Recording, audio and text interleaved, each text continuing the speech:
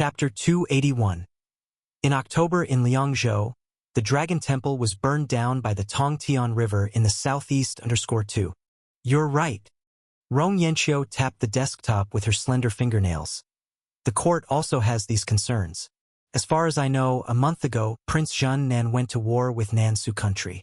Although they tied up their two martial saints in the south, Nansu country has been accumulating strength over the years. I fear they can still pull together many troops, just without the martial saints, which slightly reduces the pressure.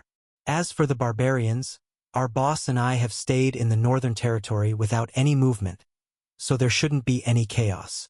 Be wary of the witch god sect. Chan San reminded her. The witch god sect and the barbarians are hand in glove. If they cause trouble, it might also aid the barbarians. I know that, Rong Yanqiu said. Junior brother must also be careful. Oh, last time in Ming State, everyone thought it would be a walkover. Yet it turned out otherwise. Well, talking about this might be redundant. Your cunning mind is better than mine, and with number 4 around this time, there should be no problems. It'll be the same as last time. Achieve heavenly merit, then receive your title and rewards on Ziwei Mountain. Sun Buki also toasted. After drinking, everyone gradually dispersed. It's a pity that old Su isn't here, or we could chat a bit more. I guess it'll be a long time before we see him again. If Chun Sansi remembered correctly, to the east of Yu State, there were not only rebel armies and bandits but also a neighboring Wei country located between Dongqing and Dashing. It was a small state with only 2 provinces and did not even have a martial saint. The trouble there might also involve Wei country. That's it. There was plenty of time to think about military matters. Even taking the water route, it would take 1 or 2 months to reach the destination. For the next couple of days, better spend some good time with the wife and kids. After seeing off his visitors, Chun Sansi entered the master bedroom in the second entry courtyard. On the bed, Gu Xinlan was holding their son, while Chun Yunxi was learning to sew. Brother Shi, you have to leave again, Gu Xinlan reluctantly said. By the time you return, our son will be able to talk. Cough, cough. Chun Sansi cleared his throat. Cici, how about you and Due sleep in the next room tonight? Okay. Daddy will stay with Mommy. Chun Yunxi put down what was in her hands and somewhat strenuously took her little brother to find Si Kinmohua. Wah wah wah. Chun Due seemed very reluctant and burst into loud crying. Smack! Chun Sansi eagerly got onto the bed. Brother Shi, what are you doing? What do you think? It's been a year. I've been a monk for a year. It had been almost 3 months since the birth, and her body had mostly recovered. Wait a moment. Gu Xinlan, her cheeks flushing, pointed at a locked chest and said, There's that unfinished garment you asked me to make last time. Late at night. Damn it. Chun Due's loud crying forced them to bring him back for nursing, and Chun Sansi had to roll up his bedding and retire to the backyard, only getting up to continue practicing the sword chi skill near dawn. Magic, sword chi skill, expert. Progress, 255/1000. Still a long way to small achievement. But the incense is obviously running low. This journey to the Eastern Territory will pass through many states. Surely, there will also be plenty of temples and Taoist temples with thriving incense. I'll find an opportunity to gather some more, Chun Sansi thought, holding the Xianzhu. If mastering sword chi skill can kill an entry-level profound image realm, then practicing up to small achievement and even great success is very necessary. It might have unexpected effects on the battlefield. Furthermore, the incense from the Incense Fire Divine sect was originally stolen from the deities. It wouldn't be a big deal for him to steal some more. It's just unknown what purposes the Incense God sect collects incense for. Miss Ning Xiang mentioned that significant events are about to occur in the capital city. But heading east, he likely won't be involved in those events anytime soon. Good. Too bad. If only the mystical energy in the Xianzhu could be useful. Chun Sansi eyed the accumulating mystical energy inside and reminisced about the Red Eyebrow Army's formation. If used well, it would be an unexpected force. Unfortunately, pretending he couldn't understand the formation in the Heavenly Book, he was unable to practice it. He would have to improvise. This time, if nothing unexpected happens, it really won't be his turn to do much. It seems the Eastern Territory alone has 2 martial saints, 4 or 5 in the profound image realm, and as many as 150,000 troops. With the eastern part being densely populated and additional people mobilized from the Central Plains area, it could be said to constitute 1/5 of Daxing's power, with the remaining 4/5 having their uses and unable to be mobilized at will, already the limit for the eastern parts. Early morning, Gu Xinlan pushed open the bedroom door, bringing a pure white robust robe. As promised, wear the new war robe I made for you every time you go into battle. It fits well. Chun Sansi adjusted his robe. Sister Lan, let me comb your hair too. After a few more casual chats between the couple, Chun Sansi, donning armor and holding his spear, walked out of the courtyard, said quick farewells to everyone, and after reaching the doorway he waved his hand. Chen soon came understandingly to pick him up. He mounted his horse and soon disappeared from everyone's sight. Mommy, Chan Yunchi whispered, is fighting really necessary? Mommy doesn't understand this either. Gu Xinlan, holding her daughter, said, no one wants to fight. Every time your daddy comes back from battle, he has to add many names to a register. Then mommy, is Qing country far away? Qing country. In Gu Xinlan's eyes, a faint and barely noticeable strangeness flashed as she gently stroked her daughter's head. Very far, very far. Military city. Those whose names I call. Follow me on the Eastern expedition to conquer Qing. Chapter 282. In October in Liangzhou, the Dragon Temple was burned down by the Tongtian River in the southeast _3. Zhao Kong, Feng Yong. Ruda, Zhuangyi. Your subordinate is here.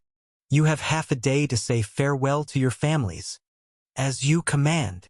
Vice General Chun. Brother Chun. Take us with you. Lu Shuhua, Xie Sishu, and Yen Chongqing approached together. You 3. Chun Sansi said, strictly speaking, from the perspective of position, you are not under my command. Back in Ming State, it was only temporary. Fighting alongside you is thrilling, said Lu Shuhua, who usually didn't talk much, with simplicity and directness. Yes, Brother Chun. Now that you are the assistant general and we're still 1,000 captains, you're considered our superior, Xie Sishu pleaded. Please, let us join you. With 20 people, you can't have that many military officers under your command. Can you? Exactly, Brother Chun, added Yen Chongqing. Following you would give me a chance to earn some achievements. General Chun, I. Bai Tingji, who had not been present just a moment before, rode over after hearing the news from somewhere. General, I'll be covering your rear. Chen Sansi surveyed them. Apart from Yen Chongqing, the other 3 were still in the state of sinking formation. Death will, indeed a valuable addition. Since the transfer order did not restrict whom he could take with him, and after considering it for a moment, he nodded in agreement. All right, go and get ready. We depart this afternoon. The transfer order specified 3 days. But when it comes to war, the sooner the better. Not to mention, there were 3,000 soldiers of the Xuanjia army waiting for him to integrate and adapt to. Vice General Chun, you're leaving again, said Li Qianzong, who just happened to be passing by. I was hoping you'd join me on a visit to Ci Yun Temple this afternoon. Oh, Chun Sansi asked. Is there a problem? It's not good, replied Li Qianzong. It's about those 2 old Taoists from last time. They ran off, claiming they went wandering, but something feels off. They only returned a few days ago, right? Felt like they came back to grab something, then skipped town. Could it be evidence relating to the witch god sect? That's possible, said Chun Sansi, who knew they had come back for incense. I wish you a triumphant return, Vice General Chun. I'm off to patrol the city, said Li Qianzong as he bowed and left. Chun Sansi also mounted his white swan horse and headed towards Seeking Immortal Tower. Through the back door, he took a familiar route to an incense-filled room, and presented a box containing freshly preserved broken grass, sealed with a special clay, handing it over personally. I knew the general would be able to find it, said Ning Xiang upon opening the box. General, why have you come to me in armor today? And in such a hurry, too? Could it be that you are setting out on a campaign? With the current conflict in the East, could it be you're going to join the celebration? MHM. Chun Sansi did not deny. Miss Ning Xiang, if you come across iron material like last time, please help me collect some more. After all, it's not always possible to retrieve arrows. For an archer, arrows are like bullets to a gunman. The more, the better, never too many to carry. All right, I'll help you gather more information. Ning Xiang agreed as she accepted the broken grass. Coincidentally, General, where you're heading in the Eastern Territory is the most active area of the Incense God sect. Plus, given their recent unusual behavior, do be extra cautious. Incense God sect. Chun Sansi inquired. Could the lady know? Does the Incense God sect possess any mystical skills? For instance, the lady can confuse people's minds with illusion techniques. So what mystical abilities might a disciple acquire after joining the sect? He had some connections with the Incense God sect already. It would be good to have some precautions in place if he encountered them in the future. Not everyone is capable of learning the ways of the sect, Ning Xiang explained. You might think collecting incense is easy, but actually, its utility pales in comparison to spiritual energy. Gather it for a year or two, and it won't last long, since it is cultivated by forcing out of mortal flesh, and naturally cannot compare in quality to the spiritual energy naturally born from heaven and earth. Hence, the Incense God sect gathers incense from all over, but the vast majority of their low-ranking followers do not qualify for training in their skills, just like Chiu something or other who died in prison. Chun Sansi nodded his head in understanding. He was well aware of the limited utility of incense. It burned at a rate many times faster than spirit sand. The incense power derived from mortals being too weak. Only by accumulating small amounts over time could it transform qualitatively. As for the rest, Ning Xiang reached out with a grape and brought it to the general's mouth. After confirming there was no issue, Chun Sansi opened his mouth and ate it. Again, our knowledge of the Incense God sect is not comprehensive. We can be certain that the high-ranking members like the sect hierarch possess ways of initiation into the sect, but the rest, Ning Xiang played with his chin with her fingernail, are unworthy of the sect's ways. Over the centuries, Seeking Immortal Tower has had a few encounters with the higher-ups of the Incense Fire Divine sect. Those like squad leaders at most know a kind of body protection technique. How should I describe this technique? You could think of it as a protective gang chi. Some are not even as strong as true gang chi, and might even be broken by the energy of a martial artist in the Meridian Passage realm, with the strength varying depending on how much incense they gather and their individual cultivation. Incense protection? Chun Sansi made a note of it in his mind. He pushed the woman's arm away. I have military duties to attend to, so I must take my leave. Seeking Immortal Tower was indeed useful. Many pieces of information were learned through their mouths. Moreover, if the Incense God sect was rampant in the East, then it was likely he could collect quite an amount of incense along the way, which could be a good thing. Having quickly packed his belongings, Chun Sansi arrived at the gate of Liangzhou City. His 20 subordinates had long been waiting there. They needed to ride to Qinghe Prefecture under Liangzhou's administration and take the nearest grain transportation dock. Chapter 283. In October in Liangzhou, the Dragon Temple was burned down by the Tongtian River in the southeast. 4. Unlike the last departure, with its massive tens of thousands of soldiers and over 100,000 family members seeing them off, this time only a few dozen people came to send them off. Included among them was Marshal Saint Xiao Yujing, who had raised Lu Shuhua like his own father. Goodbye then. Xiao Yujing's face looked grim. Recently more young martial artists have died in the city. Although you've enlisted, you are still part of our sect, and I'm quite worried about you. It might be better to accompany Mr. Chun on his journey for some experience. Master. Lu Shuhua bowed. Take good care of yourself. Have you reached Meridian Passage? When Ji suddenly appeared, looking at the young general with a cold voice. Fine, you'd better die on the battlefield. Otherwise, with your current progress, it won't take you many years to reach Marshal Saint, and I will have to kill you. Then I'll try my best to come back and give Master One that opportunity, Chun Sansi said indifferently before leading the way into the wilderness, closely followed by the other 19 riders. Within moments, all that could be seen was a cloud of dust that looked like fog. Old Xiao, any clues lately? When Ji's face was grim. These cultists are going too far. Xiao Yujing silently indicated his response. Where on earth are they hiding? When Ji couldn't understand. Even those who have reached Meridian Passage have started dying, which suggests their cultivation levels are not low and their numbers not few. How come we still can't find them? Plus, the city guard army has thousands patrolling and searching day and night, never stopping. Do you really think they want to find them? Xiao Yujing said slowly and deliberately. You. When Ji was startled. Do you mean the Liangzhou army is really in collusion with the witch god sect? I'm not certain whether they're colluding or not. Xiao Yujing narrowed his eyes. But I am certain that Sun Xiangzong knows something about the insider matters. That old fox. When Ji cursed inwardly. We give him money when he asks for money, grain for grain, and most of the supplemental medicines come from us too. What more could he want that he doesn't care about our lives? Qinghe Prefecture. The dock. There was already a large ship moored here. The Tongtian River runs from south to north and is one of the great Shang dynasty's most important transportation routes.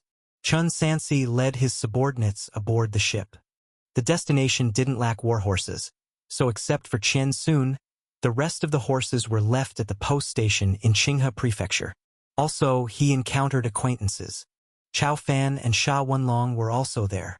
Chun Sansi had heard that Chao Fan had submitted his resignation and was preparing to return to the capital city, but unexpectedly, he was also temporarily assigned to the Eastern Territory, leaving Qin a chance to take action. Furthermore, something was off.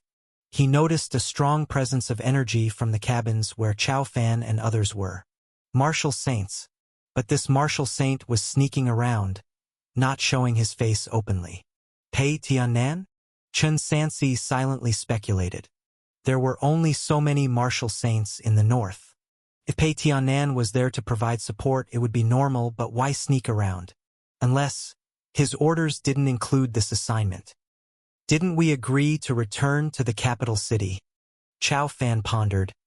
Why did the Ministry of War suddenly send us to the Eastern Territory? I think, Sha Wenlong speculated, it's to give the young master an opportunity to distinguish himself.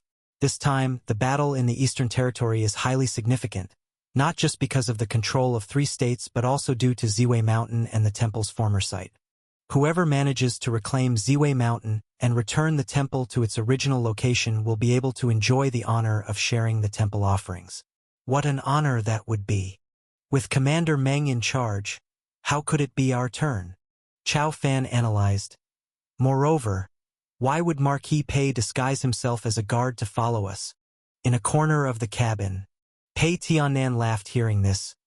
Naturally, it's to protect young master in secret, so please don't spread the word.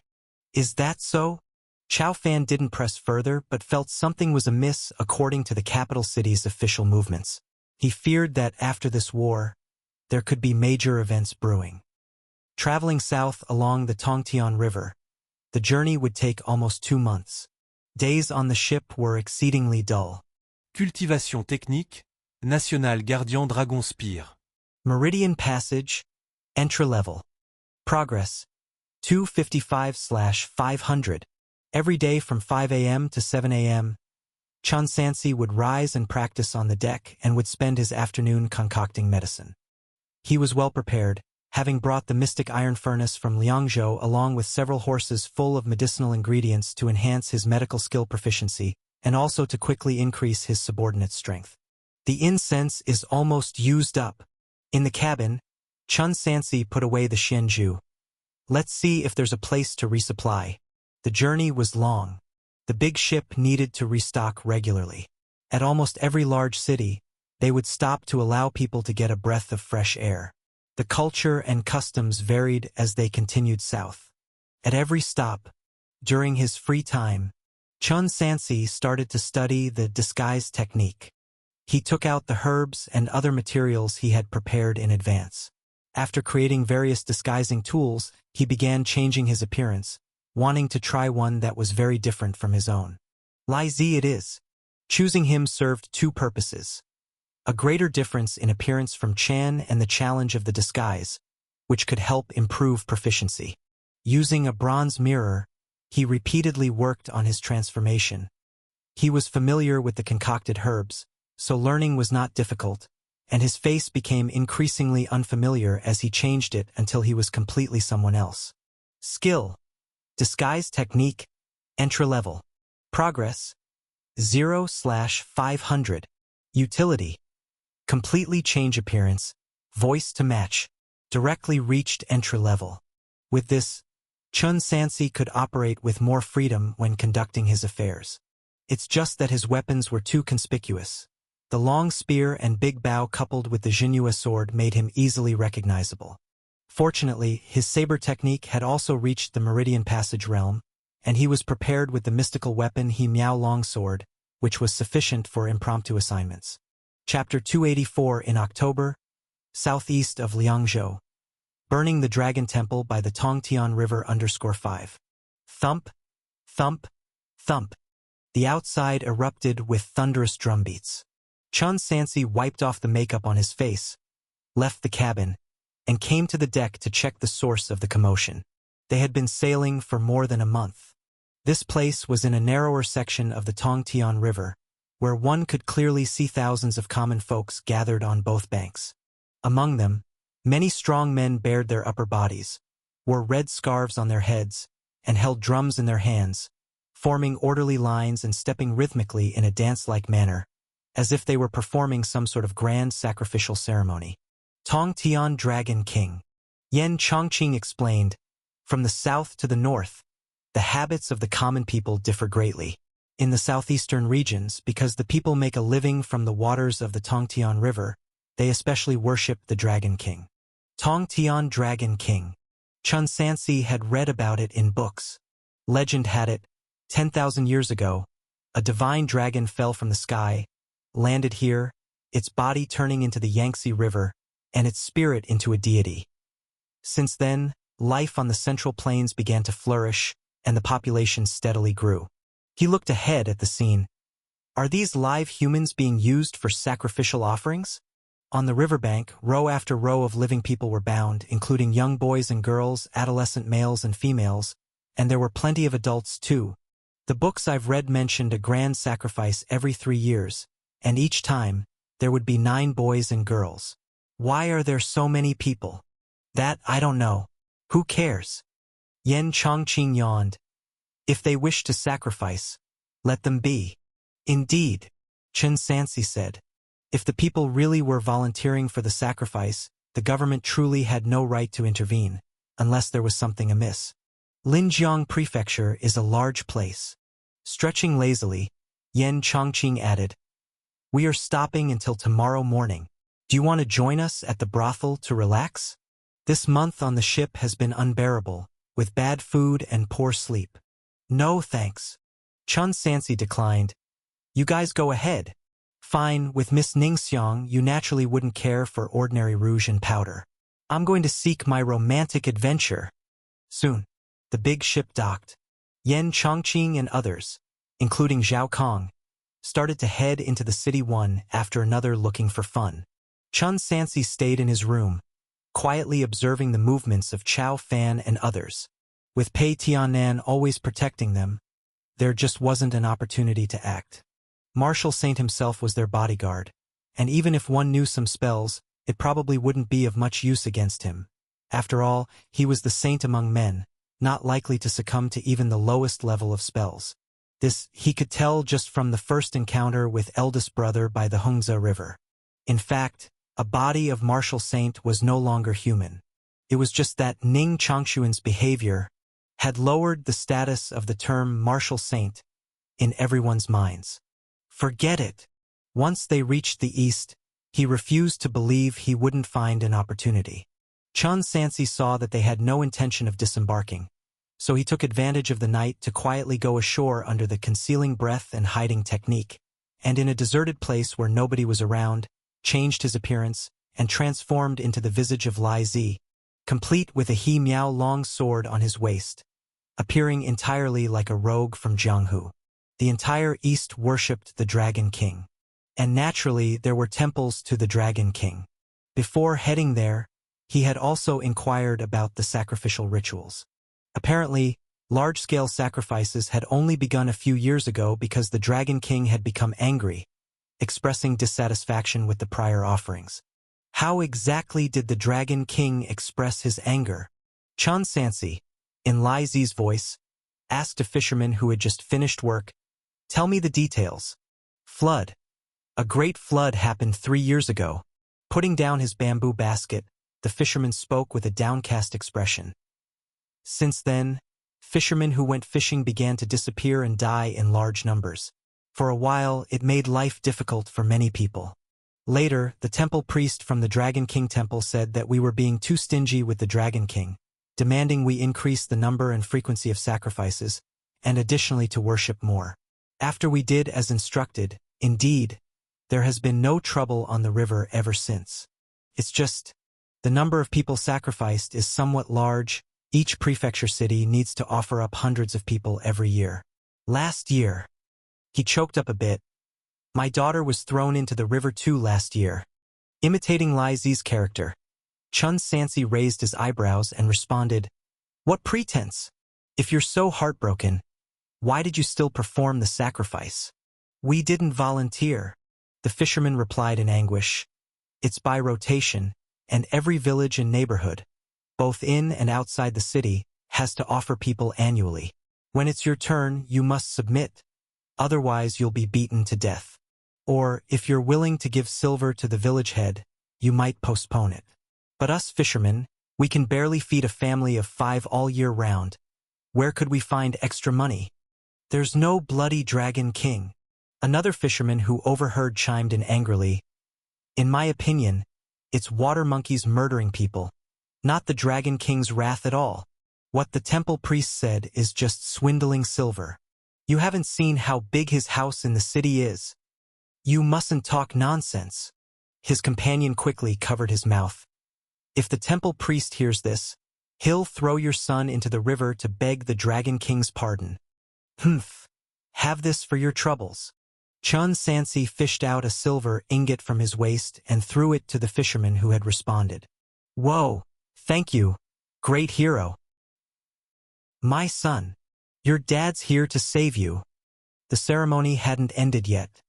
Not far off was the altar. A man armed with a kitchen knife rushed forward but was quickly knocked to the ground. Clearly, not all the locals were willing participants. Chun Sansi gripped the hilt of his sword and left. To him, the whole affair seemed less like the Dragon King's wrath and more like someone stoking the incense offerings for their own gain. Just as Ci Yun Temple used nourishing spirit soup to build its fame. Chapter 285.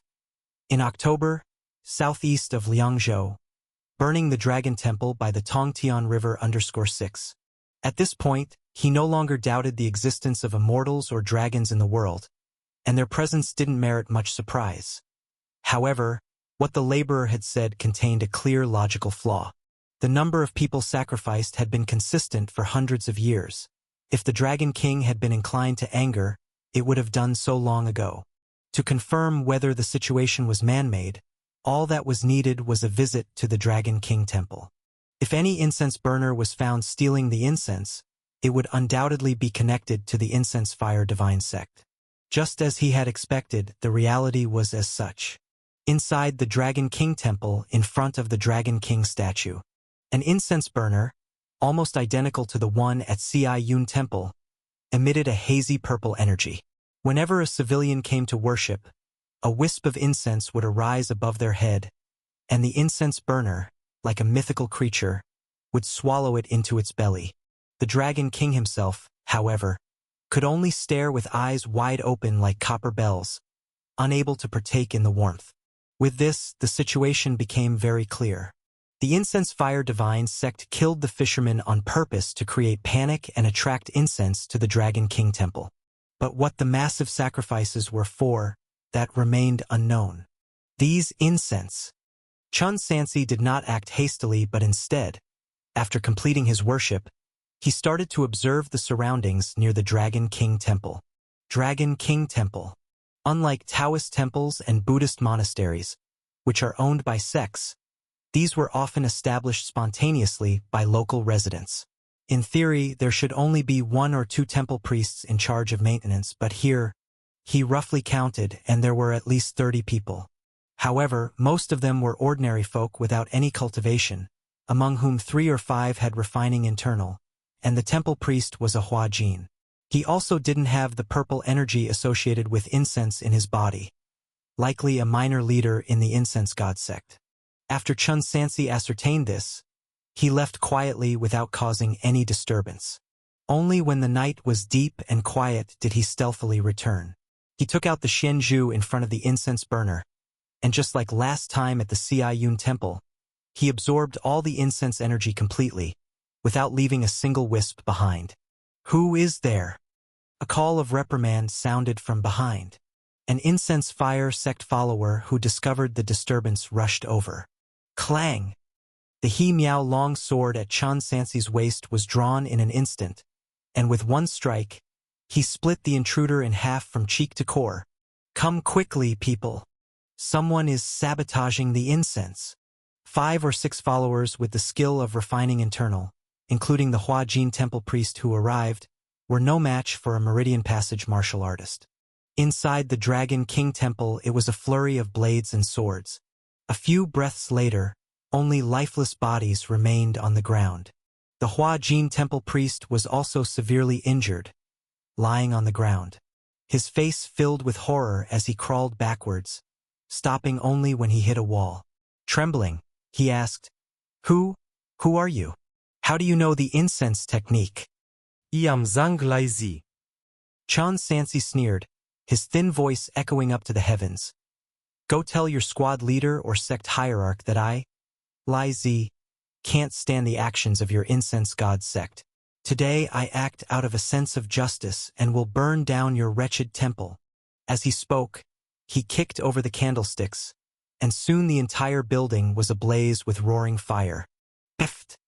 Under the gazes of ordinary folks, Chun Sansi decapitated the temple priest with a single stroke, then quickly withdrew, blending into the darkness and disappearing without a trace in the blink of an eye. Considering the situation in Liangzhou, much incense was being collected everywhere, and if action was to be taken, it needed to be soon, without delay. The fire soared into the sky, startling residents within dozens of miles into chaos. Even hundreds of members from the city guard army rushed out of the city to investigate. Following the death of the incense fire divine sect members, the unfinished sacrifice by the Tongtian River, without anyone to suppress it, had to be stopped. The blaze lasted until dawn began to break before it gradually subsided. Meanwhile, in a forest, squad leader Ling Shuzi hurried back in a panic. "How's it going?" Yun Xiaozi, who had just rushed here from Liangzhou, asked anxiously. "Have you found out who did it?" "Zhang Lai." Ling Shuzi said. "Last night, many people saw him when he killed. The incense stolen in Liangzhou last time must have been by this Lai Zi too." "Lai Zi." Yun Xiaozi pondered deeply. Where did such a person come from all of a sudden? And the fact that he could take 3 months' worth of incense in such a short time shows that his proficiency in the incense technique is extremely deep. "Squad leader, what do we do now?" Ling Shuzi's face was grim. "Clearly, he has been trailing us this whole way, and he will probably continue to snatch our incense. Even if we inform the local squads, it will take time. It's too late." Yun Xiaozi said, "Get on the boat." "You mean?" Pei Tianan and the others are currently taking the water route to the Eastern Territory, and the boat is moored at the dock. We'll board directly. But Chao Fan still doesn't know. It doesn't matter. He is bound to find out sooner or later, and he's one of our own. All right, let's depart at once. Passenger ship. The sun rises in the east. Chun Sansi, looking like he had just woken up, came onto the deck to practice with his spear. Before long, Lu Shuhua and the others had also come back one after another. My lord, did you know about the incident last night? Some Jianghu hero set fire to the Dragon King Temple. I think his name was Lai Zi. Zhang Lai said the temple priest at the Dragon King Temple was impersonating someone from the Incense Fire Divine sect, and they killed everyone cleanly. Damn it! Subin rubbed his head. Why does this name sound so familiar? Wu De muttered. Isn't there also a Lai Zi in Yanbian village? Zhuang Yi added. Could it be? Lai Zi is a hidden master? In fact, except for Zhao Qiao who had stayed in Liangzhou to handle logistics, none of the others were from Yanbian village and, even if they had heard of Lai Zi, they didn't know him. While they were discussing the fire at the Dragon King Temple, Chun Sansi noticed two people blending in with the crowd on the ship, heading straight for Chao Fan's cabin. On them flowed strands of purple mystical energy from the incense. Yun Xiaozi. Chun Sansi recognized them. These people, why are they looking for Chao Fan? No wonder nothing much happened when they found the incense burner at Mr. Chao's place. The incense god sect, could they be the emperor's men? Or do they have another backer? Gathering in the east, what are they planning to do? Chapter 286, Winning Without a Fight. Crown Prince? Beside the emperor. The only support from the Chao family that Chun Sansi could think of was the Crown Prince. In his younger years, Emperor Longqing had many princes, like Prince Zhan Nan who was a martial saint but obsessed with martial arts. To avoid getting involved in the whirlpool of court politics, he voluntarily asked to be stationed on the frontier. The other princes, such as the 4th prince, the 8th prince, and others, also held power within the court. But since the incense god sect approached Chao Fan, their intent was clear. There was also Pei Tiannan, who seemed to belong to the Crown Prince's faction. The Crown Prince had been acting as a regent for 40 years. During these 40 years, Emperor Longqing often went into seclusion, sometimes for up to half a year. The Crown Prince's influence had already spread far and wide across Dashing, and it was feared that he controlled half the apparent military strength. It was said that since 10 days after Yunzhou, the old emperor had rarely gone into seclusion and seemed determined to rejuvenate the country, causing many officials in the court to be transferred.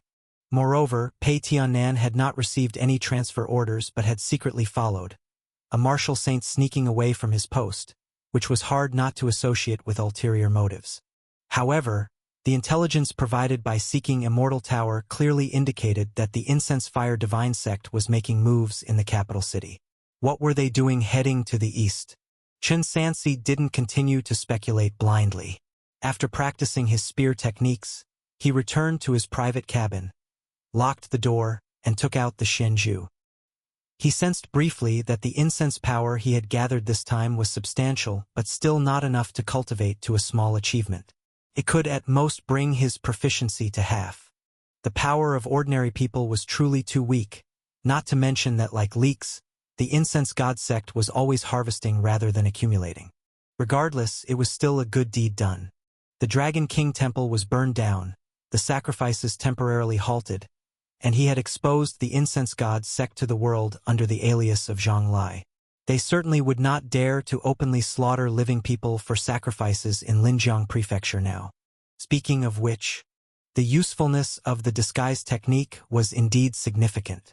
In the future, as long as he could ensure his safe retreat, even using spells was not a big deal. After all, they could only look for Zhang Lai, not trace it back to him, Chun Sansi. Besides, not only had the amount of incense inside the Shenju increased, the white Shenqi had also visibly increased, the principle of which he still didn't understand. What exactly is this energy, and how can it be collected? It would be great if it could be used in this eastern expedition. Cabin. Chao Fan quickly recognized the two people who barged into the room, dressed in coarse linen. You too? Aren't you the newly arrived monks from Siayun Temple? Your Highness, do not be alarmed. Pei Tiannan said amiably. One of us. Cao Fan Frauen. Nonsense. Siayun Temple is suspected of colluding with the witch god sect. In Hanwen might have been killed by them. Your Highness, it's a misunderstanding. Yun Xiaozi explained. Qiu Mingzi, the two of them, were indeed traitors within our ranks and did indeed have ties with the witch god sect. They deserved their deaths. But we, the Incense Fire Divine sect, are staunch allies of your highness. Allies? Initially confused, Chao Fan soon understood. Are you implying, my father? Eunuch Feng, did you already know about this? Eunuch Feng and the others kept silent, seemingly affirming by default. Incense Fire Divine sect. Father. Chao Fan sorted through his thoughts, had suspicions, but did not dare to believe. His face showed alternating expressions of realization, and after a long time he finally said in a grave tone, I understand now. In the blink of an eye, another year-end approached. Daxing's climate in the southeast was relatively warm, and even in the winter it was not exceedingly cold. Chun Sansi stood on the deck, looking toward the rising red sun in the east and exhaled a murky breath. Cultivation technique. National Guardian Dragon Spear. Meridian Passage. Entry-level. Progress. 418/500. Mastering the Meridian Passage was not far off. Time really flies fast. He still remembered when he was in Piyang County, worrying about beginning bone training, yet now he had already mastered Meridian Passage. Advancing further into the profound image realm, he would truly be one of the top figures in martial arts, capable of standing his ground alone. Not just him. In these 2 months, 5 of his subordinates had achieved refining internal, and 3 of them were promising newcomers, specifically Wu De, Zhuang Yi, and Wang Li. On the battlefield, they could finally ensure their own safety with their strengths. The proficiency in medical skill had also seen a significant increase. Skill, medical skill. Mortal, small achievement. Progress, 782/2000. Merely at a small achievement, he could reach the level of an alchemy master. The effects would definitely be better after achieving great success. We're almost there. The military officer in charge of steering said, in no more than 2 hours, we shall enter the dock of Tongnan Prefecture. Everyone please prepare in advance. Tongnan Prefecture, located on the boundary of the Eastern Territory, was not currently at the front line, because the front had moved to Lai State. Tongnan Prefecture served as a restocking granary, and was also the training ground where Chan Sansi was to receive 3,000 soldiers of the Xuanjia army. Su won the map, Chen Sansi instinctively called out. After nobody responded, he realized belatedly that the old scholar had long been away from his side. Sire, the map. Bai Thingji appeared at his call. Sire, let me help you strategize. You? Chan Sansi declined. We're almost at our destination. Better get ready to disembark. Throughout this journey, he hadn't found another chance to steal incense. Every time Yun Xiaozi and his companion disembarked, Pei Tianan would also follow, almost confirming that the incense god sect's backer was indeed the crown prince. Unexpectedly, while Emperor Longqing cultivated immortal law, his son was also secretly involved in the incense fire divine Tao, and there was a 90% chance he was personally cultivating it, though how far he had advanced was unknown. One colluded with the witch god sect to massacre a city. Chapter 287. Winning without a fight _2. A sacrifice of living people to the incense god sect. Is this the Chao family's doing? What a great Sheng dynasty. Before this, Chun Sansi actually heard relatively positive evaluations about the crown prince, who has been diligently overseeing state affairs for 40 years, playing the role of a repairman. Yet, the deeds he has accomplished are no different from his father's. This time, the incense fire divine sect along the way harvested an abundance of offerings, giving off an impatient feeling, seemingly eager to uproot the chives completely. It is unknown what significant, urgent matter they have encountered that needs to be dealt with. The Chao family's dispute is none of his concern. He only hopes it won't affect the battle he is about to fight. The ship began to slow down, finally docking at the busy wharf. A figure in a light blue gown, sitting in a wheelchair, was particularly eye-catching. There was no Su Wenkai, but his 4th senior brother was present. Senior brother. Chun Sansi greeted with a fist and palm salute, then naturally began pushing the wheelchair. Junior brother, you've become even stronger after more than a year of absence. Fang Qingyun chatted. How is it going? I heard you now have both a son and a daughter. Yes. I gained a daughter while at war in Ming State. Chun Sansi asked. What about Master? Why has there been no word from him? He's gone to make preparations for the 8 camps, no, I should say the 12 camps now. Fang Qingyun said eagerly. How about it? I have prepared the maps. Shall we discuss the current situation, just the two of us? Let me, as your senior brother, witness the genius who commanded the 4 crossings of the Hongze River. Senior brother flatters me. I was just lucky. Guided by a scholar, Chun Sansi arrived at a large residence within the city. Inside the hall, sand tables and maps were already prepared. Without any superfluous words, they went straight to the point. Qing country. When the 4 factions of the grassland aren't united, it is the strongest nation aside from the Great Shang dynasty. Officially, they have 6 martial saints and a total of 600,000 troops. However, 2 years ago, they had a coup d'état, and overnight 3 martial saints were killed, greatly reducing the number of high-realm martial artists. This time, they originally wanted to take advantage of the chaos in Ming State to act, but ended up shooting themselves in the foot. Fang Qingyun had already marked the map. 2 months ago, Prince Tang of Dongqing Country, leading an army of 180,000, stationed in Lai State, was disastrously defeated by Meng Qiuji, losing 70,000 men in battle and having 20,000 captured. Now the remaining 90,000 troops of Dongqing are scattered along 1,000 miles of front in Lai State, unable to form a cohesive front. Among them, 50,000 elite troops are trapped inside Yongle Prefecture City. For the moment, the situation is at a stalemate. Chun Sansi nodded.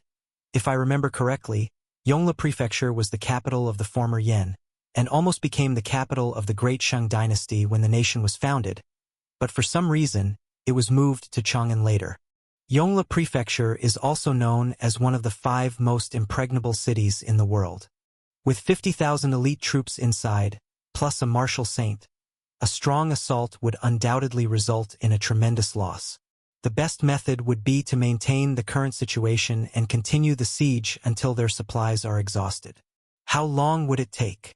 6 months. Fang Qingyun pointed at the city. Yongle Prefecture itself is East Qing Border's #1 granary, enough to feed 50,000 elite troops for half a year. I agree with junior brother. The best strategy is to continue the siege. Only after Lai State falls can we enter Lingzhou and reclaim Ziwei Mountain. Our forces at the front are still quite strained. After all, we're facing an army of 180,000. Though in pieces, they still add up to nearly 100,000 in number, just segmented into chunks.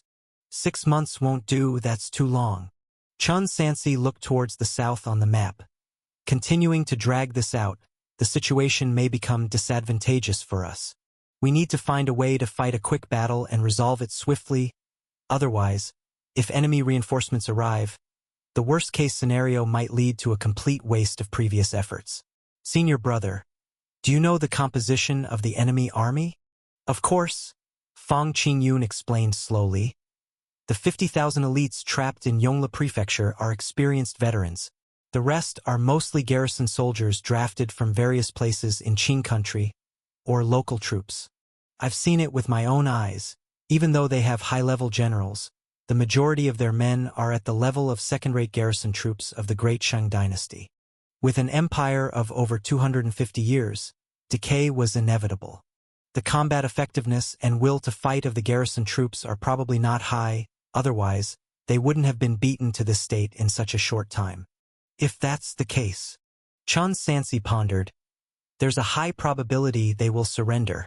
They must have reasons for resisting until now. It seems junior brother has a plan already. Fang Qingyun said, you have 1 month to integrate with the Black Armor Army bestowed by His Majesty. In a month's time, we will formally enter the Lai State battlefield and head to Yongle Prefecture to await orders. After a preliminary analysis of the situation, they went to the military camp of the Tongnan Prefecture Command. The rest of the subordinates were also there. In the martial arts arena, a densely packed sea of fully armored elites. Upon seeing Chun Sansi, they all knelt on one knee in unison. "Greetings, General Chun." Chun Sansi took the roster and quickly familiarized himself with it. The 3,000 captains were at the Hua Jin perfection, approaching Meridian Passage, high realm martial artists. As expected of the elite Black Armor Army, Chao Fan and others were at another martial arts arena. Their 5,000 Huben army soldiers, the trusted aides of the Crown Prince, the elite of the elite, were now led by two profound image realm generals, one being Cui Tsongi and the other Sha Wenlong. Furthermore, there were another 20,000 Huben army soldiers at the main front line, led by Marshal Saint Fan Tianfa, joining Meng Qiuji to attack Yongla Prefecture, along with Pei Tiannan who had come secretly. Chapter 288. Winning Without a Fight _3. That is to say, in the Eastern Territory now, the Crown Prince has two elite troops totaling 20,000, along with two martial saints, and an unknown number of mysterious phenomenons. Among the rest of the various troops, there might also be people belonging to the Crown Prince, but their specific identities and numbers are unknown. After the assembly of the 5,000 Huben army troops was complete, they rushed to the front line under the leadership of Cui Tsongi that very afternoon, and two followers of the Incense Fire Divine sect also vanished without a trace. According to the information we have, their first target is to attack Zhao Tong Prefecture, the second largest city in Lai State. Chun Sansi and the Xuanjia army, on the other hand, will have to remain in Tongnan Prefecture for a period of time to conduct drills and coordination exercises. "Junior brother," Fang Qingyun spoke, "I arrived earlier than you, and in order to reduce the time you spend on drills, I took the liberty of practicing some of the formations from the Heavenly Book in advance." "Heavenly Book?" Chun Sansi asked. "Could it be His Majesty?" "Yes." Fang Qingyun took out a prepared book. "His Majesty had the Heavenly Book translated for me, and then put it to use in military formations. I have also tried practicing them, and indeed, the formations within are very profound. They seem to have a subtle way of harnessing the forces of heaven and earth. It's just that something seems to be missing. Perhaps only the so-called selective immortals can truly recreate the momentum of the Red Eyebrow Army's great victory." "Senior brother, actually." Just as Chun Sansi began to speak, he was interrupted by Fang Qingyun. "Junior brother, you don't have to tell me everything. Everyone has their secrets, which is very normal. As long as the Heavenly Book seen by His Majesty is real, that's enough." "Thank you, senior brother." Chun Sansi and Fang Qingyun shared a tacit understanding and did not delve deeper into the discussion. "Then I will start the drills." He scattered the 20 followers he had brought and integrated them into the different units of the Xuanjia army, then began to devote time to practicing the formations from the Heavenly Book. Due to time constraints and with exactly 3,000 troops, they mainly practiced charge formations and guerrilla tactics. One was called the Juxiao Heavenly Soldiers Formation, and the other was called the Luo Heaven Ghost Mist Formation. Among them, the Juxiao Heavenly Soldiers Formation was the strongest formation they practiced, and it was also the one they mainly practiced. It had been used during the great victory of the Red Eyebrow Army. Under the guidance of keywords like training soldiers skillfully and the support of the Imperial Horse General Chen Sun, they were able to refine the Juxiao Heavenly Soldiers Formation to be well organized in just 10 short days, building on its existing foundation. Amidst the myriad of colored flags, the sound of war drums and bugle calls, and equipped with mystic iron armor and top-grade warhorses, from a distance, they truly looked as if 3,000 heavenly soldiers had descended to the mortal world. This was an unexpected joy for Chun Sansi. After the emperor put the military tactics from the Heavenly Book into use, the Shenju could finally come into play. "Junior brother, this?"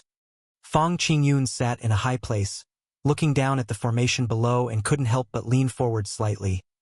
"Your way of training soldiers is no less than mine, and with the addition of this white horse you might have even surpassed me. Such a complex formation, yet you were able to fully master it in such a short period. It's really quite. Senior brother, you flatter me. It's mainly due to Chen Sun's role."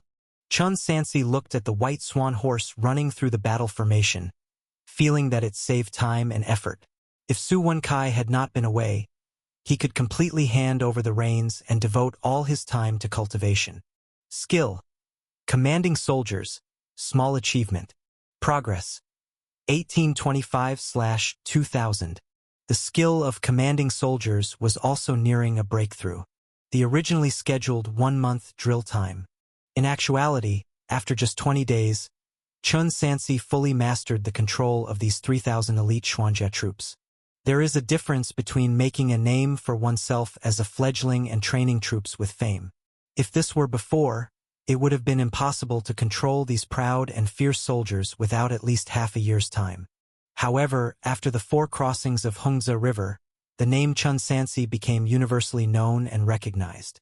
The 3,000 captains within the Xuanjia army were Xiaozong, Shaozheng, and Yujaik, among whom Xiaozong also possessed the body of an innate martial saint and, having practiced martial arts for only 4 years, was on the verge of entering the Meridian Passage realm, destined to become a great general.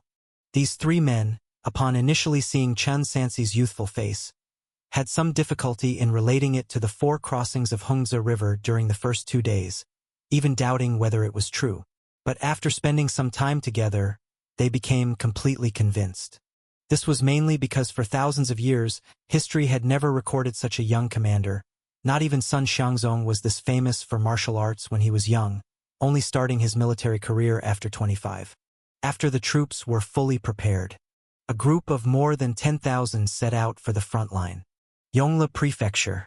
War is not only brutal but also incredibly tedious. Especially during prolonged stalemates, the soldiers responsible for besieging a city have to endure the wind and sun, rain and lightning, freezing cold or scorching heat. Just stabilizing morale and keeping the army's heart steady is a significant challenge. This is also one of the reasons why various surprise tactics documented in history could be effective. Humans are not machines, they do feel exhaustion, they can become slack. Facing one of the top 5 impregnable cities in the world, Yongle Prefecture, a large army of 80,000 had early on built camps by felling trees and setting up barracks 40 li away from the city, which also formed makeshift towns, thoroughly encircling Yongle Prefecture city. The soldiers drilled day and night, their lives orderly, as if they were not out besieging, but rather in their own hometowns. These details clearly showed Meng Qiuji's high level of military governance. Fang Qingyun spoke, "Junior brother, do you have any understanding of Marquis Meng? Since I'm coming here, of course, I've made special inquiries." Chun Sansi nodded. Meng de Shuai is also one of the most famous fierce generals of the Great Shang dynasty. He started out in the Genie Guard and climbed his way to the position of Marquis in just 20 years. Chapter 289. Winning Without a Fight _4. His military strategy primarily focuses on stability. Throughout the career of Marquis Meng, there has never been a record of winning with fewer troops or achieving victory with surprise strategies. It's always a steady outcome. However, as the saying goes, a good warrior holds no notable achievements. The higher the capabilities demonstrated by such individuals, the more dangerous they are, since they never suffer a major defeat. As long as there is no massive rout, there always lies the chance for a turnaround. Take, for instance, this campaign against Qing country. Advancing the battle line all the way to the residences of Lai State, cutting off supply routes, and besieging the Qing army of 100,000. On the surface, the tactics might not seem particularly striking, with only 2 words on the battle report, great victory.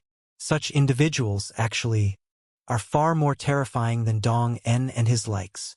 "You indeed understand the details well," said the younger disciple. The main intention Fang Qingyun had when bringing up this subject was to see if the other party would become arrogant and complacent due to repeated military achievements. Now it seemed such worry was entirely unnecessary. Clash! Clash! The sound of armor colliding rang out. Inside the central army tent, several generals, surrounded by attendants, steadily approached them. The leader among them was none other than the 3 armies grand marshal of this campaign against Qing, Meng Qiuji. "General Fang, good to see you unharmed.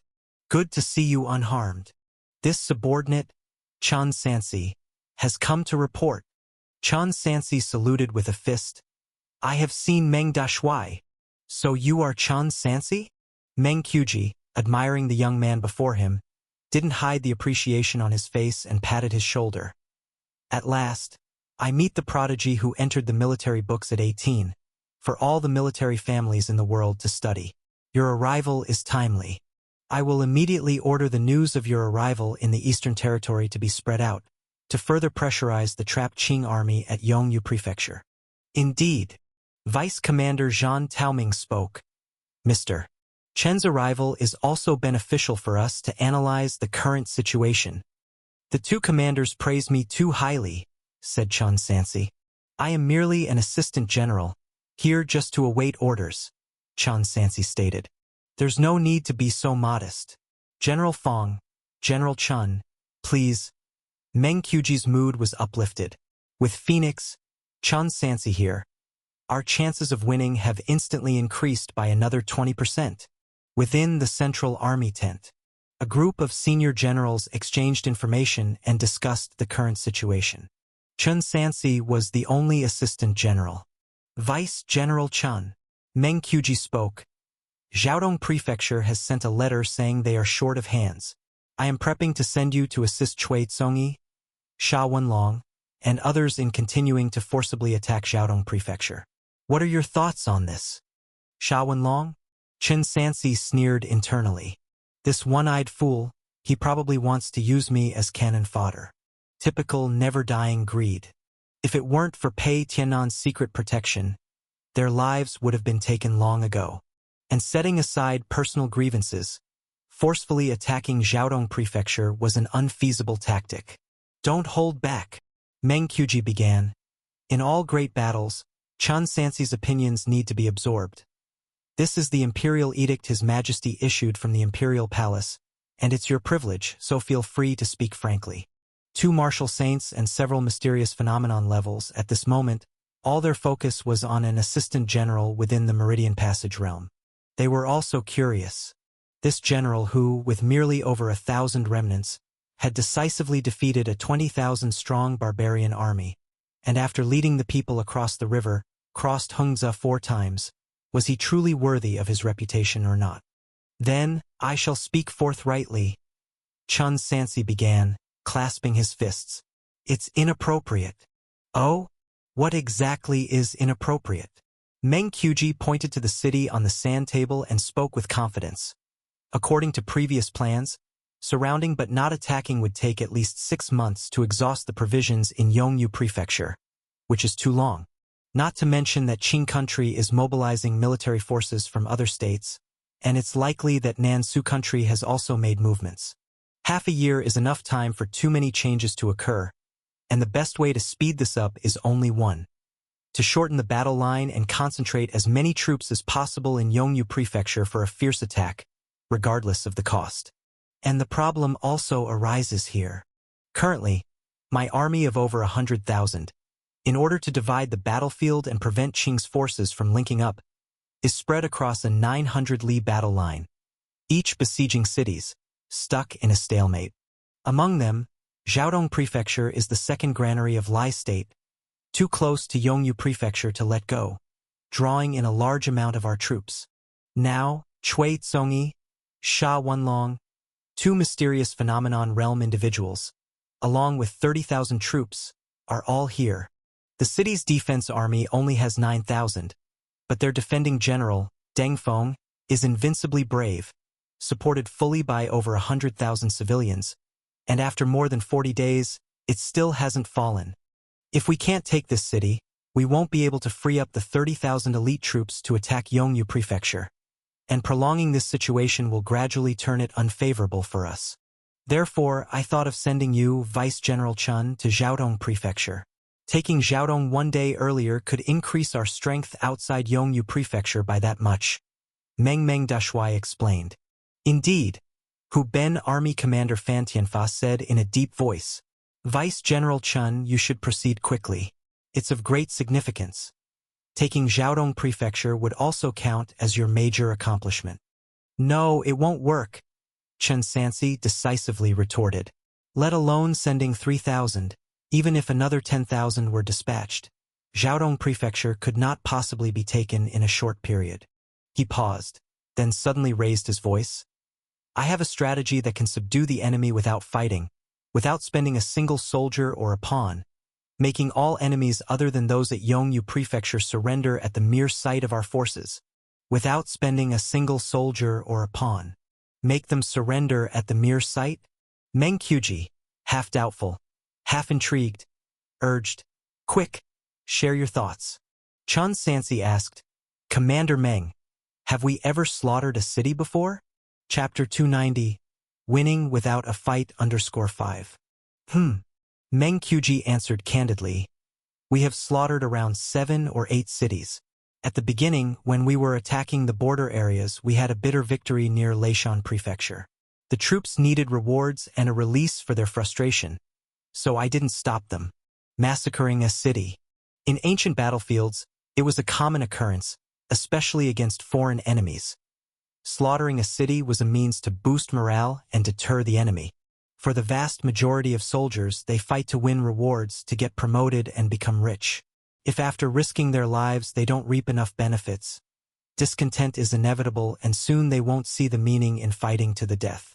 That's right, which is what incited the desperate resistance of over 100,000 civilians, because they knew that once the city fell, it wouldn't be just the defenders dying, but their own people as well," said Chun Sansi. "So, I would trouble Meng Dashui to relay the order. Refrain from massacres from now on. The soldiers' rewards should preferably come from the court. Do you foresee any difficulties with this?" "No problem. We were only intimidating a few cities that were stubbornly resisting anyway." Meng Qiuji agreed immediately. "If we truly reclaim the land of the 3 states, then these people naturally become the citizens of Dashing. If we kill them all, we would only be left with dead land. I will issue the command at once, no more massacres. General Chun, are you planning to persuade the defenders inside Jiaodong Prefecture to surrender?" "Exactly." Chun Sansi didn't deny it. "The supreme art of war is to subdue the enemy without fighting. Next is to disrupt their alliances, followed by attacking their army, and the last resort is to besiege their cities. If we can convince the defenders inside to surrender, we could not only reduce Dashing's losses but also save time and seize a precious opportunity." "Mr. Chun, do you think we haven't tried?" said Hu Ben Army Commander Fan Tianfa, the martial saint. "Before the hostilities even began, we repeatedly urged their surrender, even offering the rank of Earl. But that person is stubborn and tough. After the defeat at Wutian Mountain, his army of 30,000 was reduced to a little over 1,000. Yet he managed to break out and has been steadfastly defending Jiaodong Prefecture ever since. It could be said that Deng Feng is utterly loyal to Qing country. Even if he dies on the city walls, he would never surrender. Otherwise, he wouldn't have held on until now. General Fan is wrong there. Sometimes whether a city surrenders is not for the main general to decide alone." Chun Sansi spoke calmly, presenting his thoughts. "As long as the will to resist among the civilians inside the city is lost, the 8,000 defenders will hardly find the conviction to continue holding on. These civilians include the families of the local garrison soldiers. Just like back then at Pyong, the brothers risked their lives to escort the civilians across the river not out of selflessness, but because their own families were ahead. Conversely, if they could ensure the safety of their families, the will to resist would be greatly diminished. Especially now with the enemy at the gates and no hope in sight." "I'm afraid it won't be that easy," objected Deputy General Zhang Taoming. "Just with words, you can make them believe and then open the gates and surrender?" "Of course not, which is why we need to show them," said Chun Sansi. "For example, by releasing surrendered soldiers." "Release the surrendered soldiers? That might not be appropriate." Fan Tianfa's brows knitted together. "The civilians of Qing country may be spared the death penalty, but if we release the captives, wouldn't that be the same as allowing tigers back into the mountains?" Meng Qiuji raised his hand to signal for him to stop, not rushing to argue, but instead asked patiently, "How many do you plan to release?" Chun Sansi uttered 2 words, "All of them." "That is a bit absurd," Meng Qiuji rejected calmly. "These 20,000 surrendered soldiers could eventually be assimilated into Dashing's population, something we've earned at great cost. If we let them go so easily, Wouldn't the previous battles have been fought in vain? Yes, indeed. Fan Tianfa seemed somewhat disappointed as he said, Vice General Chen, your 4 crossings of Hengze was indeed a stroke of brilliance. But not all battles can be won by taking shortcuts. Sometimes you must fight tough battles. In my opinion, let's not waste time discussing this further. You should lead your troops to Jiaodong Prefecture post-haste, which could also relieve some pressure on Cuizongyi and the others. Even if we have to pay a price, as long as we can capture Jiaodong Prefecture, it won't be a loss. The rest of the generals also seemed to agree. They thought it was some kind of earth-shattering strategy. Chun Sansi could only give advice. He didn't have the final say in decisions. Releasing 20,000 captives was indeed an outlandish idea. But he thought it was truly feasible. I agree with Vice General Chen's view. A clear voice rang out, Fang Qingyun taking over the conversation. As far as I know, these 20,000 are not elite troops, but merely local garrison soldiers with little will to fight. After being captured, their minds are focused solely on survival. Assimilating them as our own would probably take 2 years, which is of no help to the current battle situation and would just add to the consumption of provisions. Moreover, Vice General Chen's intention isn't really to release the tiger back into the mountain, he continued. To the north, there is a treacherous path called Ghost Gate Canyon, extremely narrow and allowing only 2 people to walk side by side. Once inside, there's no turning back, leaving no possibility for a counterattack. Beyond the canyon, it's thousands of miles from where any remaining Qing country forces could regroup. It would take at least half a year to reintegrate these forces, which to us is no different from them being dead. But for the defending Qing country soldiers in other cities, it represents the only hope of survival. With hope, they will no longer fight like cornered beasts. Chapter 291, Winning Without a Fight _6. Gentlemen, you must understand that before any battle commences, the actual objective of our side must be clarified. And our main objective this time is only one. That is to devour the 50,000 elite troops and the prince inside Yongyu Prefecture. The rest do not matter. As long as they are gone, Daqing will lose its hold on the border and be forced to abandon the 3 prefectures. Vice General Chun, I'm right, aren't I? Chun Sansi agreed. What General Fang has said matches exactly with what I had in mind. Waging war is not about slaughter but about achieving strategic objectives. Whether to slaughter or to be humane must be decided based on the current situation. Adopting whichever strategy will lead to victory. Even General Fang thinks it's feasible? Meng Qiuji began to hesitate. Clearly, in the military, experience is the real voice of authority. He pondered. But no matter what, allowing so many surrendered soldiers to return is still a huge loss. It's best if Meng Dashui does as recommended. Fang Qingyun's attitude was firm. If this plan fails, sending the Xuanjia army to Jiaodong Prefecture can still be done later.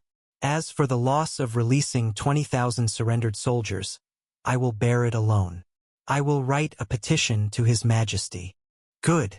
With General Fang saying this, if I still hesitate, indeed it would seem overly cautious. Let's proceed as Vice General Chun suggested. Meng Qiuji finally made the decision. Pass down my commander's order, keep the generals above refining internal level, and send the rest of the surrendered soldiers to Ghost Gate Canyon in batches, no more than 500 each time. Also, assign people to guard the canyon well. Vice General Chun, do you have any other requests? I want temporary command and deployment authority over all the forces, except those at Yongyu Prefecture. Chun Sansi bowed with his hands clasped. This was necessary. Otherwise, while he was persuading a surrender at one location, another might still be attacking or sacking a city, easily leading to mishaps. Very well, I grant you this authority. Meng Qiuji readily agreed, then stressed. But Mr. Chun, you should understand that no jokes in the military is an essential rule, right? I am willing to receive the military order. Chun Sansi added. But the matter of releasing the prisoners must be expedited. If my predictions are correct, reinforcements from Nanshu country are about to arrive. Indeed, Meng Qiuji said, that is what concerns me the most. Currently, The Great Qing dynasty is prevailing, but once the reinforcements from Nanshu arrive, the situation will immediately become severe. Nanshu sending troops was a given, inevitable for everyone. Yongyu Prefecture. Report. Prince, the Shang dynasty has sent more troops. What's the rush? King Tang Ligong, while cutting a steaming leg of lamb with a dagger, asked leisurely, "How many?" 8,000 Hu Ben army, plus 3,000 Xuanjia army, the deputy general said with a worried expression. Among them, the Xuanjia army is led by Chen Sansi, who has crossed the Hengze River 4 times. Upon hearing this name, Li Gong's action of cutting meat noticeably paused. Then he said indifferently, "Do not panic. This person is most likely sent here to share in the merits and then rise in rank. The current situation in Lai State, his presence or absence makes no difference." Prince, the deputy general sighed. His Majesty was very critical of us this time. He disagreed with our dispatch of troops initially. It's clear His Majesty is too conservative. Li Gong chewed on the lamb, speaking unhurriedly. "Do not panic. As long as we hold on for another 3 months, reinforcements from Daqing will continue to arrive, and the Nanshu army will also press up to Hulao. By then, Meng Qiuji and others naturally will have to retreat to the border, and that's when the real battle will begin. Try to notify all the other cities' defenders to hold their positions and await the opportune moment." "Yes." Jiaodong Prefecture. Brothers, my fellow countrymen, once the soldiers of the Shang dynasty break through, they will massacre the city, sparing no man, woman, or child. Guihai, Lianshui, and Jinggu states are examples. They are no different from the barbarians of the grassland. So, if you want to live, all of you, come and help me defend. Crack. Defending General Deng Feng's Azure Dragon Crescent broadsword roared downward, chopping off half of the body of the attacking Qing general and ending a round of brutal assault and defense. The forces outside the city retreated 10 miles, not daring to attack recklessly anymore. Outside the city, Cui Tsongyi, Sha Wenlong, and others led the Hu Ben army to temporarily retreat to a camp 20 miles away. "This Deng Feng is really formidable." Sha Wenlong planted his broadsword into the ground. "Even when you and I joined hands, we still couldn't take him down. After all, he is at perfect profound phenomenon." Cui Tsongyi said more calmly, "Let's regroup for half a day and then continue the attack." "Generals." Chao Fan expressed his concern. Continuing the strong attack might also fail to take it down.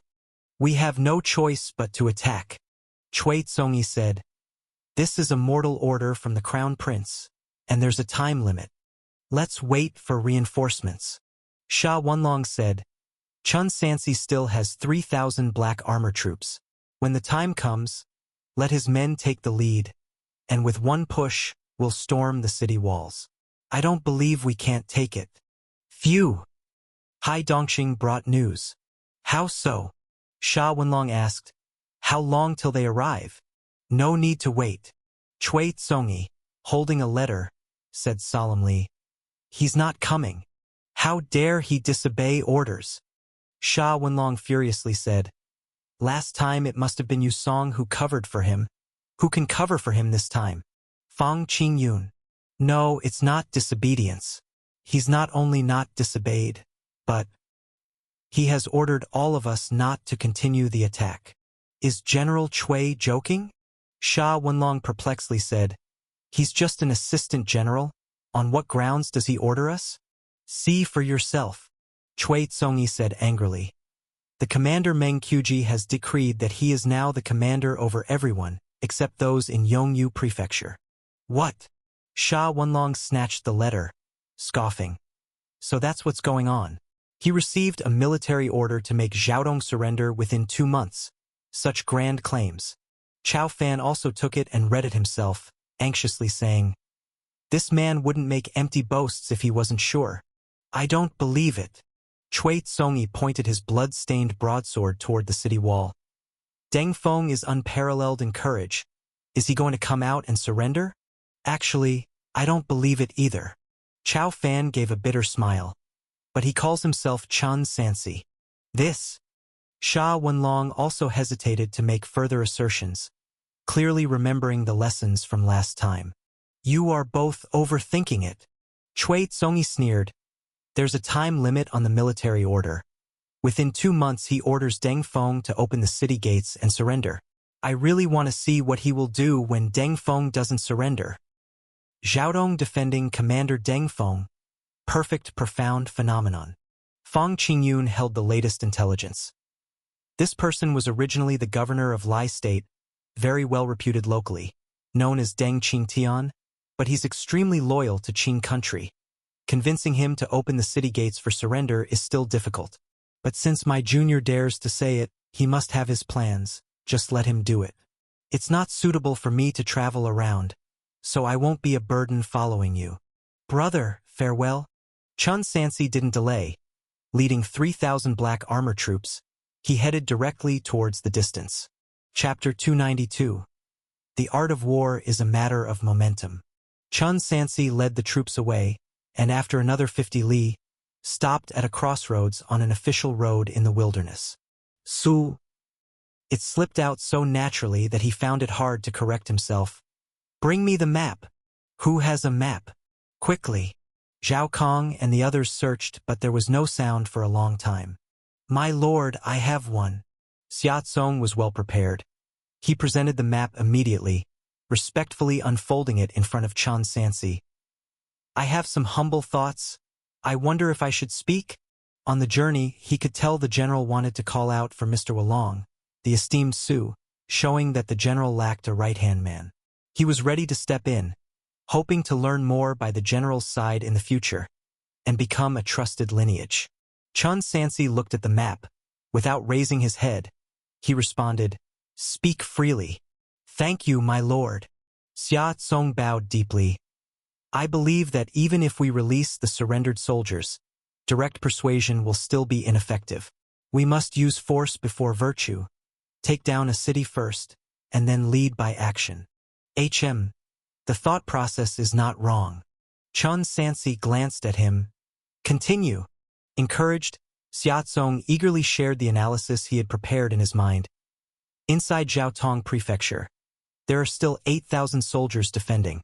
Among them 2,000 are local garrison troops and 6,000 from elite camp soldiers called from other places.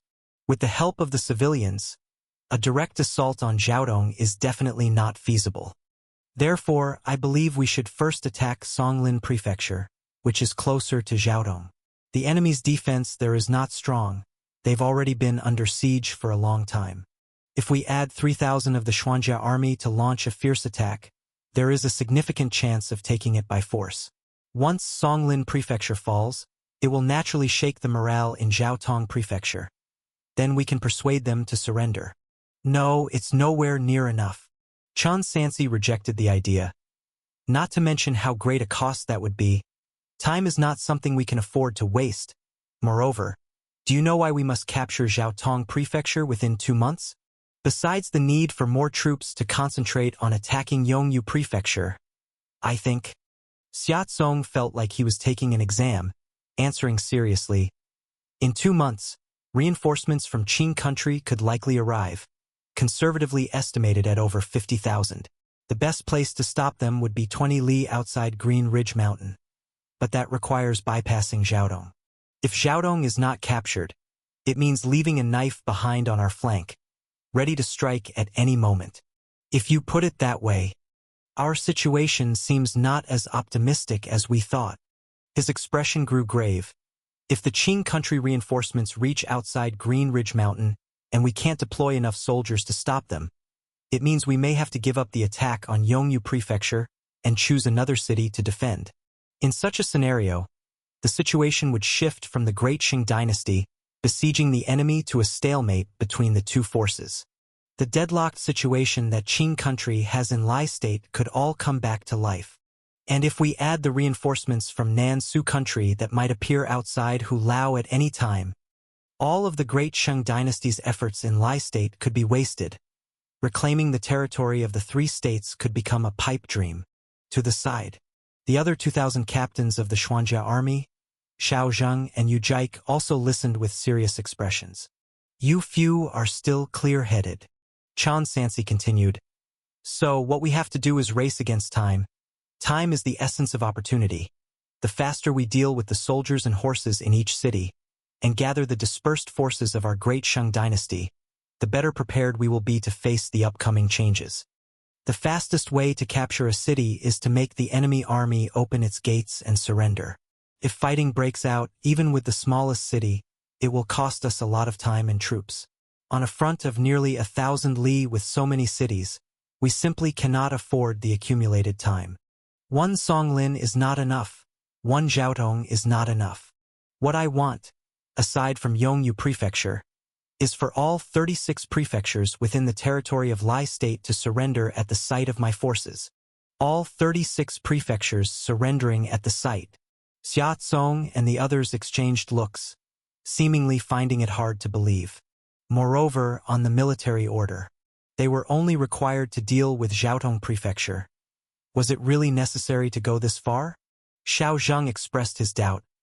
My lord, if I may be bold, isn't the difficulty a bit too great? Yes, my lord. It's not that I doubt you, just... Yu Jike added. Persuading one or two key cities to surrender is already an exceedingly difficult task, let alone convincing all 36 prefectures. It's almost impossible, isn't it? Humph. Making a fuss over nothing. Zhu Tong scornfully said. Even I understand, do this first, then that, and it'll work out. Old Zhu, stop causing trouble. Zhuang Yi pulled him aside. Just listen to the general's speech and you know nothing. But the brothers from Piyang were unfazed, as they had no doubt their general could achieve the strategic goals he had declared. Yu Jike, there's one thing you got wrong. Chun Sansi's gaze remained fixed on the map. Sometimes, the difficulty of persuading many cities in a state to submit is far less than persuading just one or two cities. This is called momentum. Some say that in war, deceit is key, others say authority is key, and still others say that the most important thing is to ensure a stable position for oneself, awaiting the enemy's defeat. But I say, he paused for emphasis, each word he spoke ringing out like a deep ringing bell. In war, momentum is everything. Chapter 293. The art of war is a matter of momentum _2. Momentum, perhaps? Xia Tsong was momentarily dazed. They almost said in unison, clasping their hands in salute. Please instruct us, sir. Everything under the heavens is merely a matter of momentum. Since joining the army, Chen Sansi had participated in numerous battles, big and small, gaining some insights. Sieging has the momentum of recklessness that fears not death. Defending has the momentum of preferring death over submission. Charging into formations entails the momentum of plunging in to seek death. Prevailing in battle, the momentum of being unstoppable. Similarly, collapse brings the momentum of a rout spanning 1,000 miles. Even surrender carries the momentum of demoralization and submitting at the sight of the enemy. Once this momentum is formed, the enemy will act like a dog who lost its home, like a defeated rooster, with no more thoughts of resistance. They will only have one thought left, to surrender. What we need to do is to create the overwhelming momentum of surrender. Warfare is all about momentum. Xia Tsong, still puzzled, asked, Then, sir, how shall we create this grand momentum next? 5 steps in total. This first step, I call it forced surround with intentional flaws. Chan Sansi ordered, pass my command, except for Yongyu Prefecture.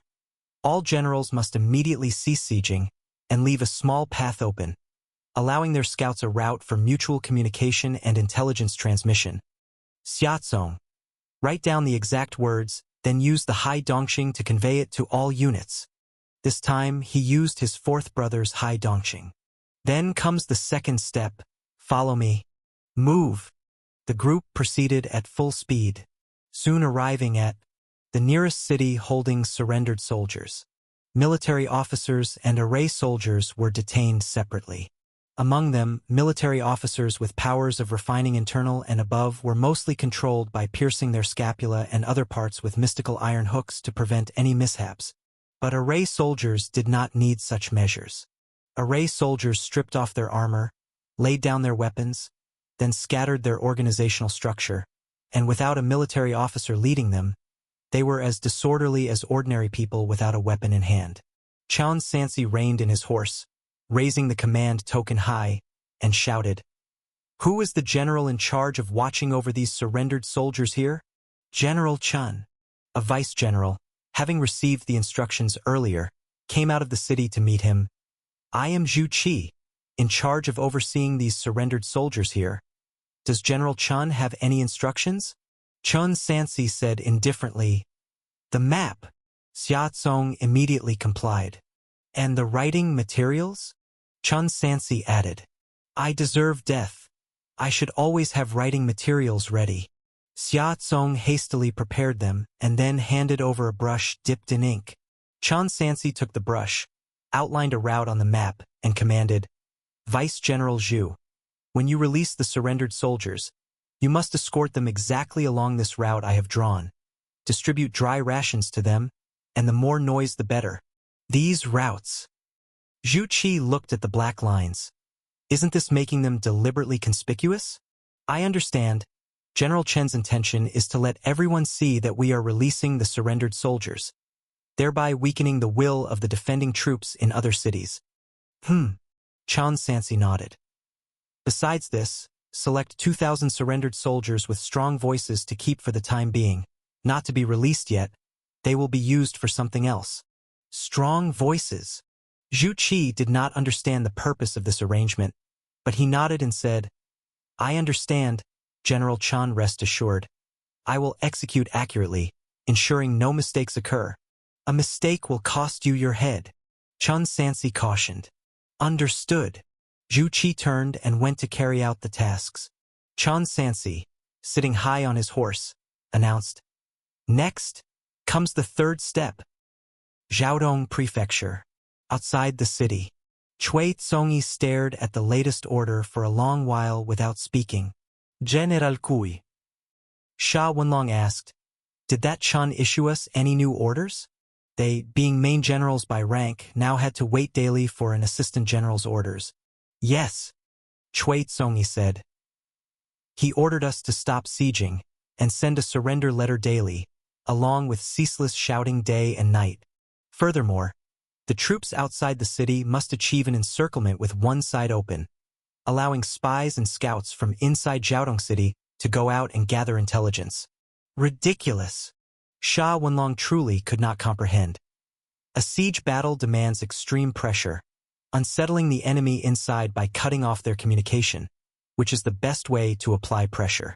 Letting them out is giving them hope. The intelligence passed by 1 or 2 Black Hawks, after all, is limited, as only high-ranking officers can serve as recipients on the ground. More detailed intelligence, however, generally requires scouts to investigate.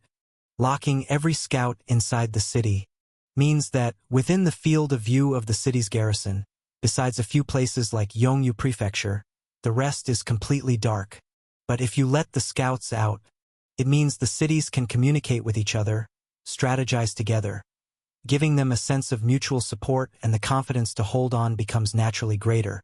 This just makes sieging more challenging for us.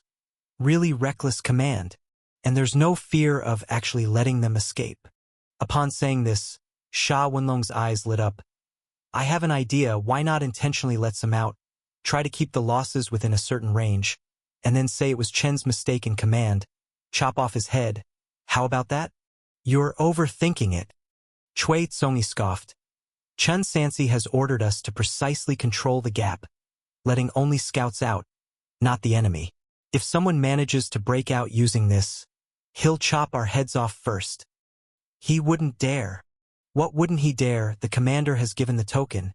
If you dare defy the order, even if he beheads you, you can't fight back." Chapter 294. The Soldier, the Momentum _3. Cui Tsongi discarded the letter. "General Sha, this task is entrusted to you." Disgusting. Sha Wenlong had no choice but to follow the orders. No matter what Chun Sansi is up to, as long as he can really force Deng Feng to surrender and leave the city, it can be considered a good thing. Let's not mention the demands of the incense fire divine sect on us.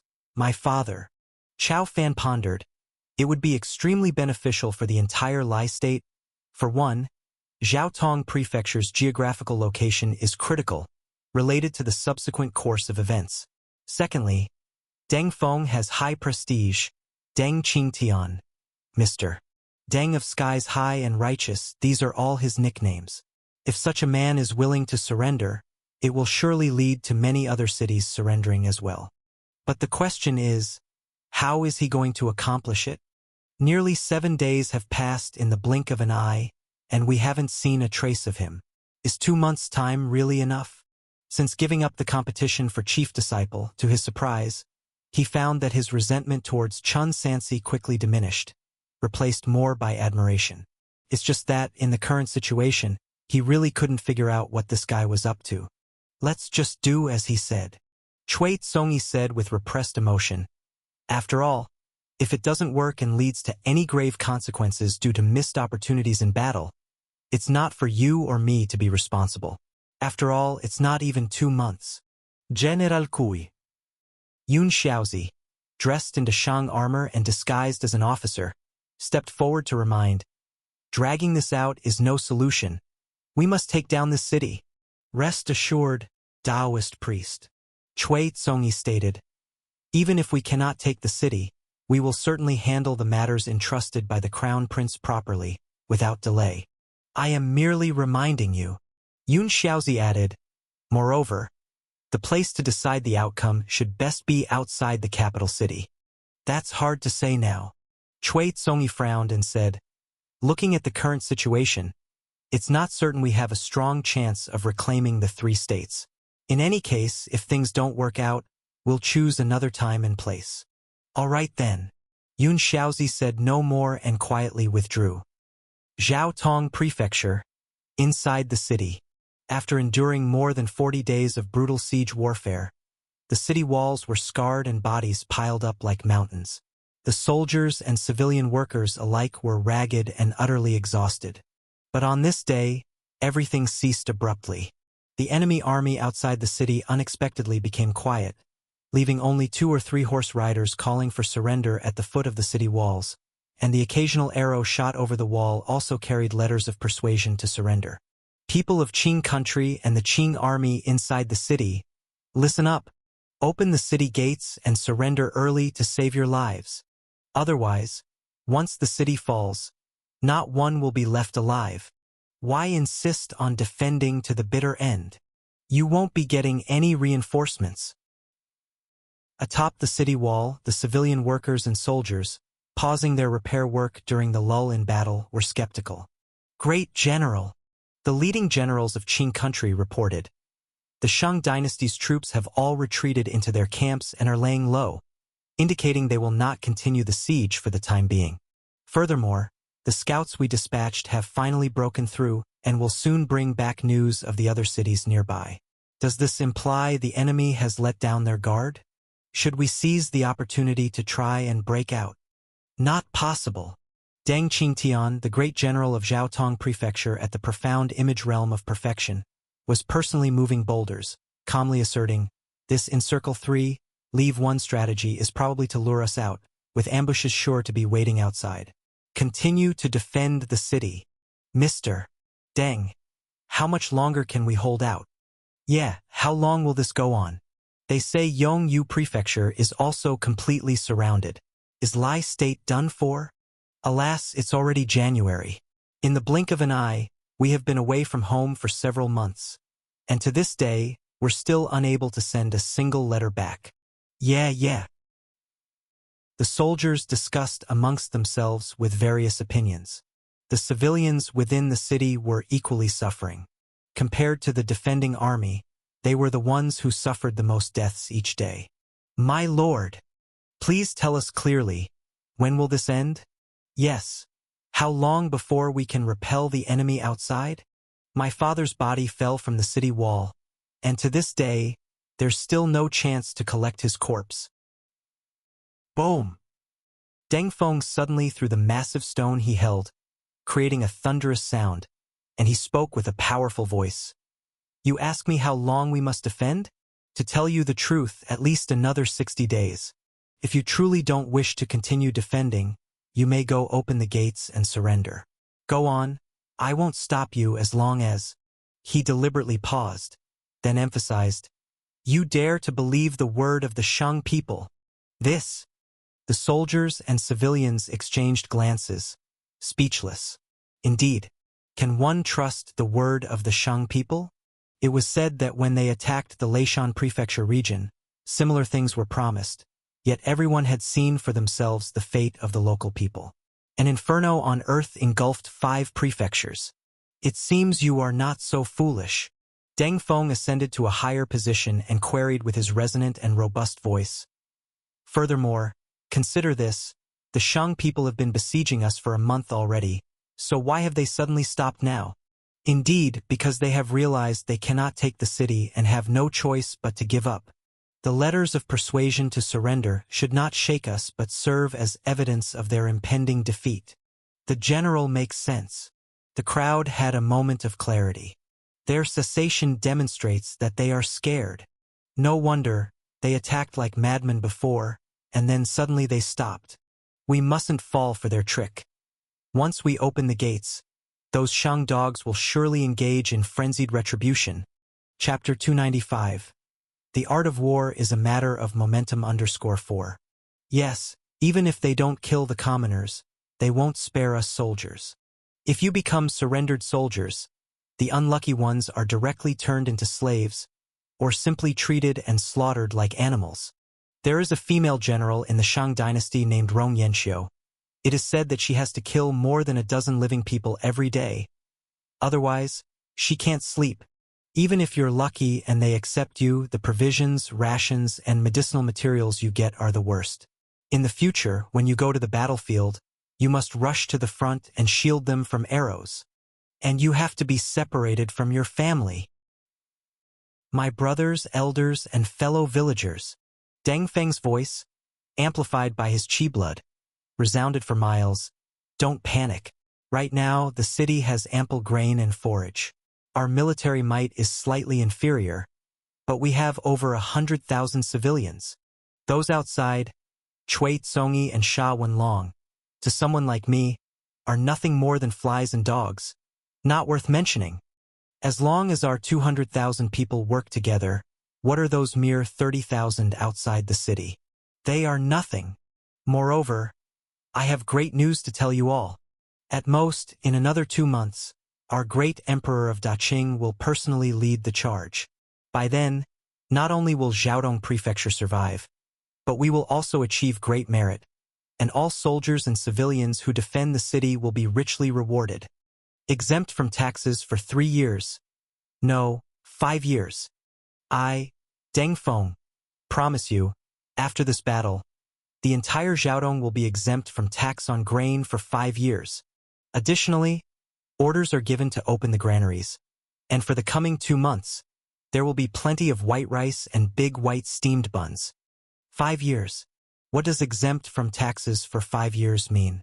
It means that during these 5 years, the commoners might be able to eat their fill, and perhaps even save some extra money, not having to live those days when each spring, for planting, they had to borrow seed money at high interest rates. After this speech, over 100,000 people once again rekindled hope. In a word, hold out, and not only can you survive, but you'll also be tax exempt. On the contrary, if you open the city gates and surrender, it's a dead end. Their morale soared like never before, and they all hurried to strengthen the defensive fortifications. However, by that afternoon, above the city walls, a Qing country soldier squinted into the distance. He pointed at the empty plain. Look quickly, those in red clothes seem to be our brothers from Daqing. The soldiers and armor of each country are distinct. Most of Qing country's soldiers wear armor with bright red linings, which are very easy to distinguish. Reinforcements? Could it be reinforcements? Someone shouted excitedly. It's not right. Take a closer look. It seems the Shang dogs don't plan to deal with them. And why aren't they wearing armor, and why are they not carrying weapons? Damn it. They are captives who have defected to the Shang dogs. Damn it! How could captives make it here? Deng Feng, who heard the commotion, also climbed up to the city wall to check. He immediately sent people to investigate the situation. At that moment, scouts that had been sent out earlier hurried back. Report! Great General! Those outside indeed are our brothers. Deng Feng, suppressing his anger, asked, Have they committed treason? No, Great General. The scout knelt on the ground. According to the information I gathered, the Shang dynasty is now releasing captives. Releasing captives? Deng Feng frowned. Where to? Stammering, the scout replied, To our Daqing. Nonsense. Deng Feng, doubting what he heard, grabbed the scout. Say it again. Great General, it's absolutely true. The scout himself seemed hardly able to believe it. It is said that the Shang dynasty plans to send back all 20,000 surrendered soldiers through Ghost Gate Canyon to Daqing territory. They're not only releasing people but also providing them with dry food. For those who have trouble walking, they are even equipping donkey carts. Absurd. Would not this entire battle be in vain? There is no sense in sending enemy soldiers back. Type thoughts raced through Deng Feng's mind, but he dared not voice them aloud. He asked again, Who gave the order? Before he finished speaking, he noticed something odd in the eyes of the soldiers around him. Such a malevolent strategy. Clearly, this was a way to shake their military spirits. If it were Meng Qiuji, he would have definitely found a way to use these 20,000 men as human shields, not release them completely. After all, there would be significant risks in going through Ghost Gate Canyon to think of such a scheme.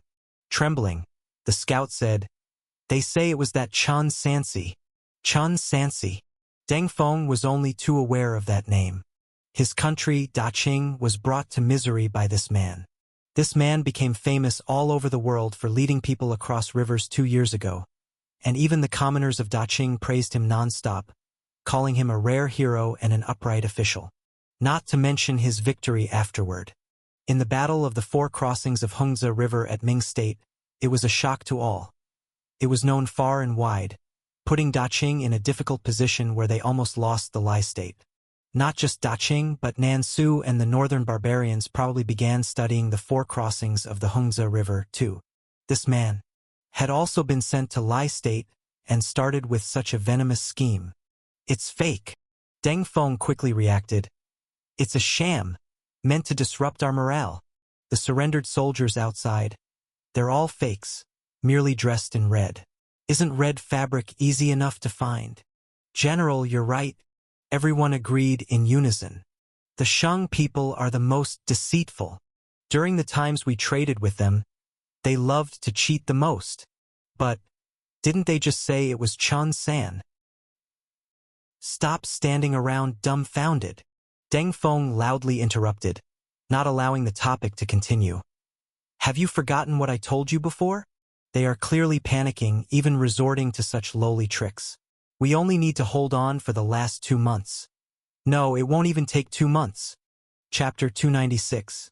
The Soldier, the Momentum _5. Send another team out, try to notify the other cities, and make sure they don't fall into the trap. Yes. Yongle Prefecture. Chirp. A black hawk flew down into the city of Yongle Prefecture.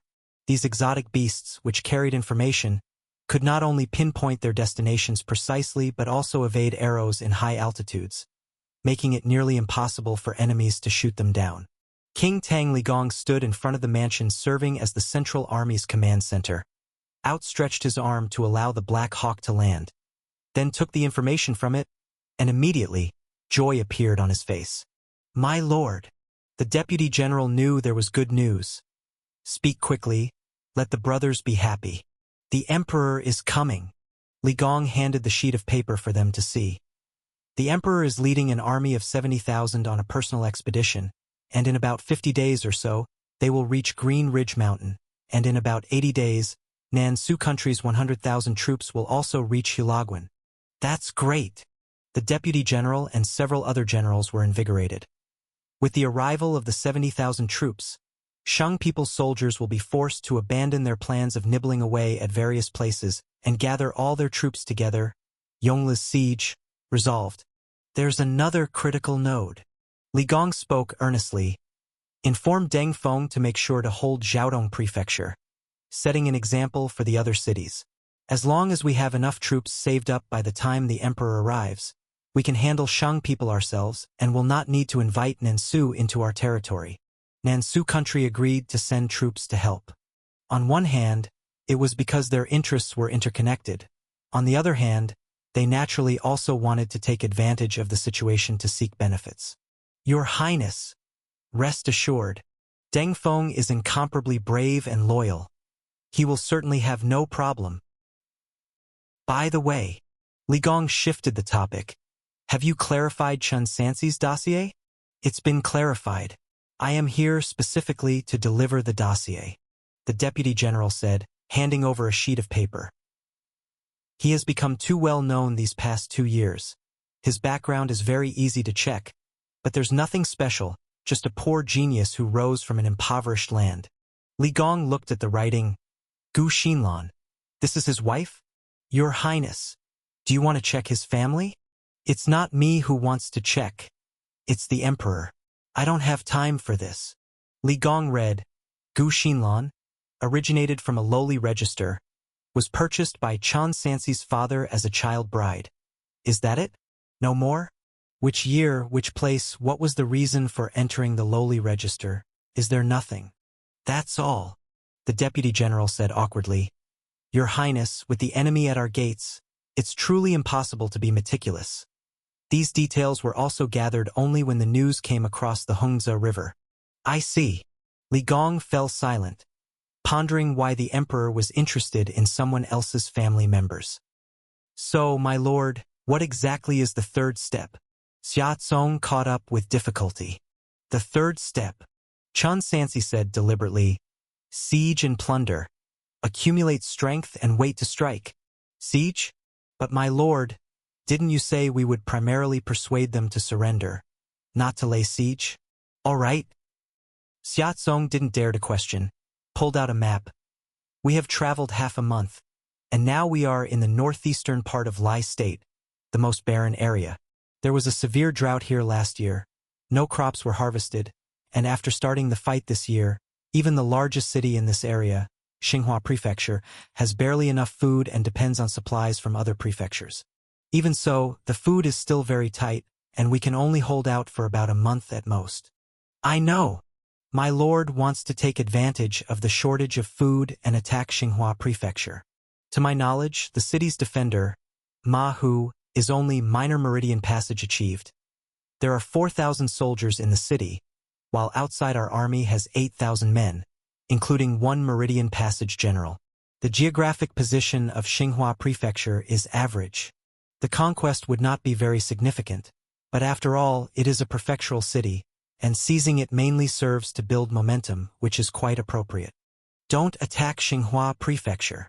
Chun Sansi sat on the horse, pointing with a long spear to a very small city on the map.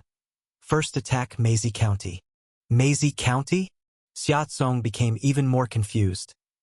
My lord, Meizi County is a small county in the belly of Lai State, poor in grain, short on manpower, with just over 100 soldiers mainly meant to maintain order.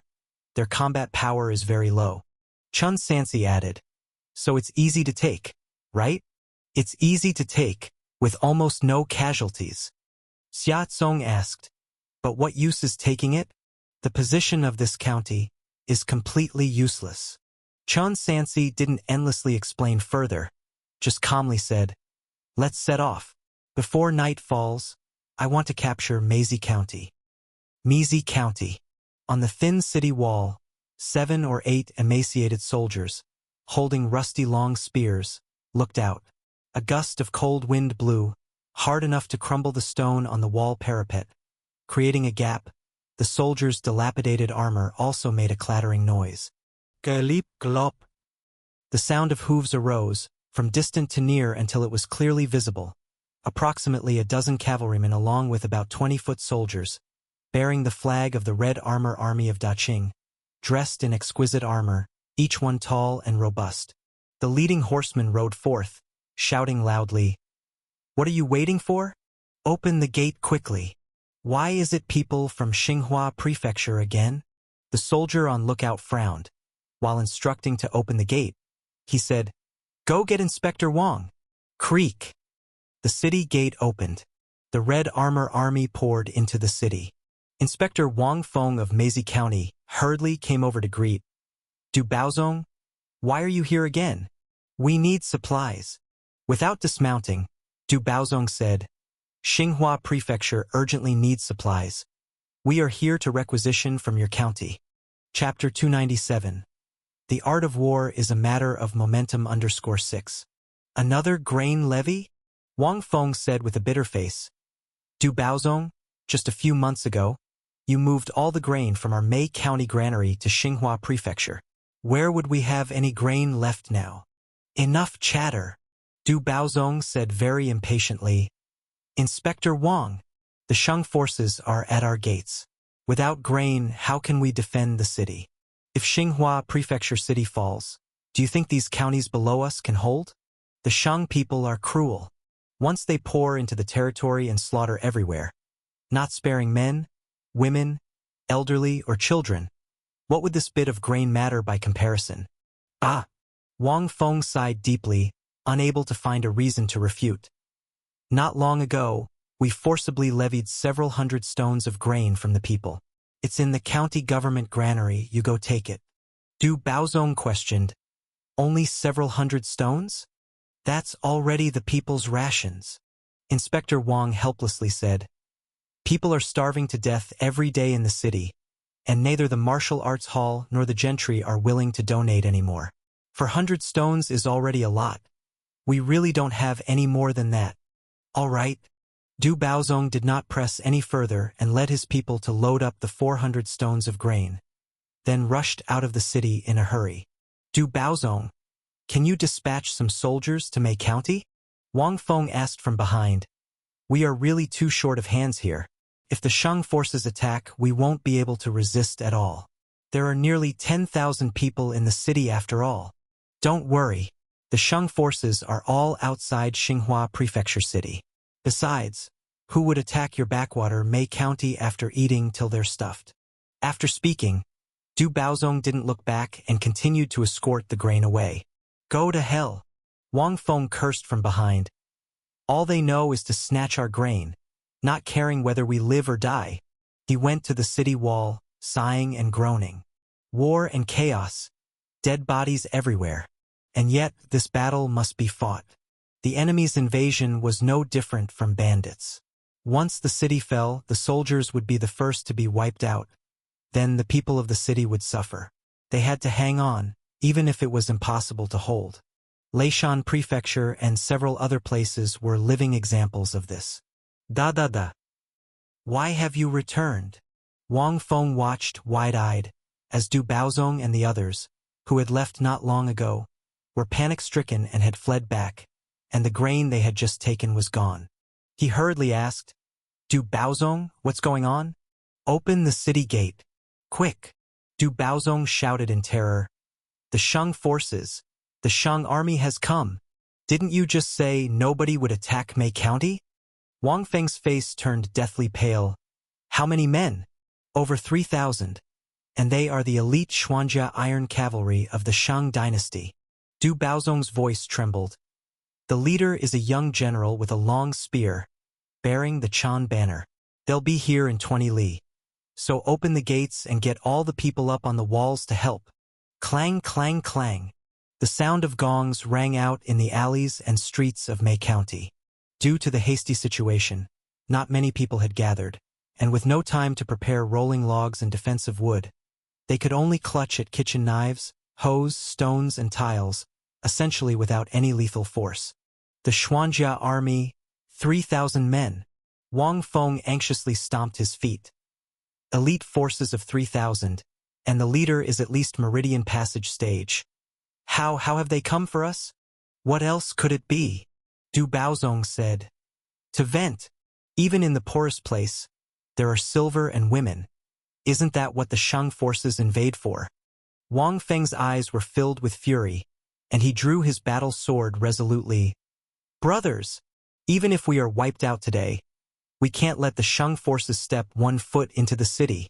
Kill the brigands. To the end. The soldiers from Meiji County were all local garrison troops, and even though their hands trembled, they had no choice but to brace themselves and lift their weapons. From a distance, the thundering sound of horse hooves was heard. Soon, the tidal wave of the Xuanjia army appeared just 500 steps outside the city gate, deploying in formation. Unexpectedly, they didn't launch a direct assault on the city. Instead, they sent a general who rode up to the city walls to shout, "People of Meiji County, listen up. We are the Xuanjia army under General Huai Yuan, Chan Sansi, of the Great Shang Dynasty, here to recruit your surrender.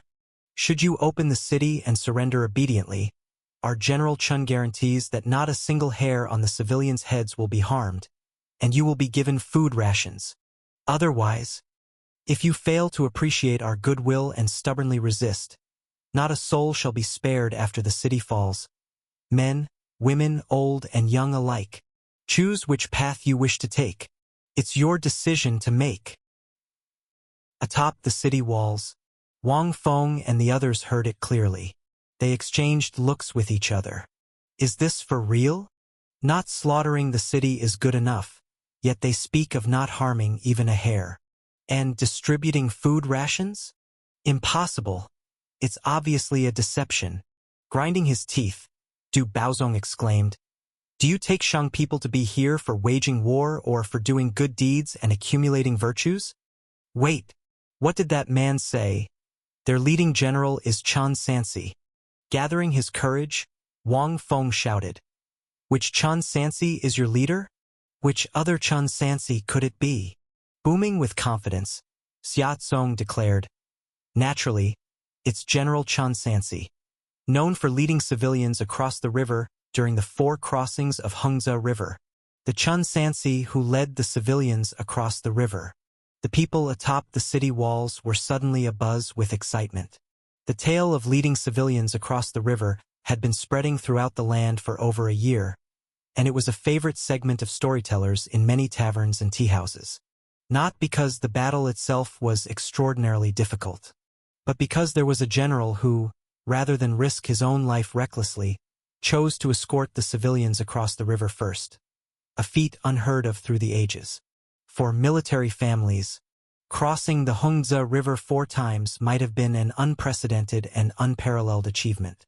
But for the common people, the act of leading them across the river was even more deserving of their remembrance. They would not believe the words of others. But could the words of a general like Chen Sansi, who loved his people as if they were his children, be true? "Where is Chan Sansi?" Wang Feng called out with all his might. "Let us meet him." Chapter 298, Thousands of Armies Avoid the White Robe. "My lord," Xia Tsong rode back, "they have not surrendered and wish to see you. Is it worth wasting words with them? A mere county need not trouble you, my lord. Just give me command of over 30 riders and I can handle it.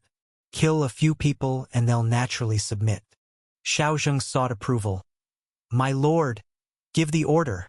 There shall be no bloodshed." Chun Sansi rejected the idea. "If they wish to see me, then let them."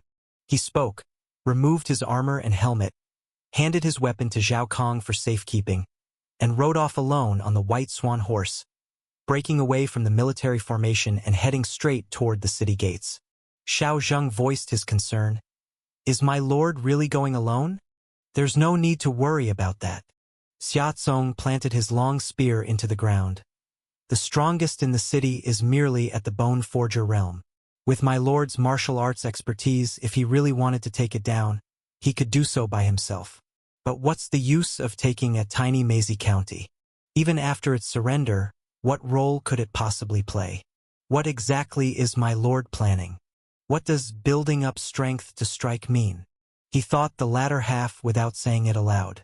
Atop the walls of Meiji County, Wang Feng and the others, after Xia Tsong's departure, were unsettled, unsure what they would face next.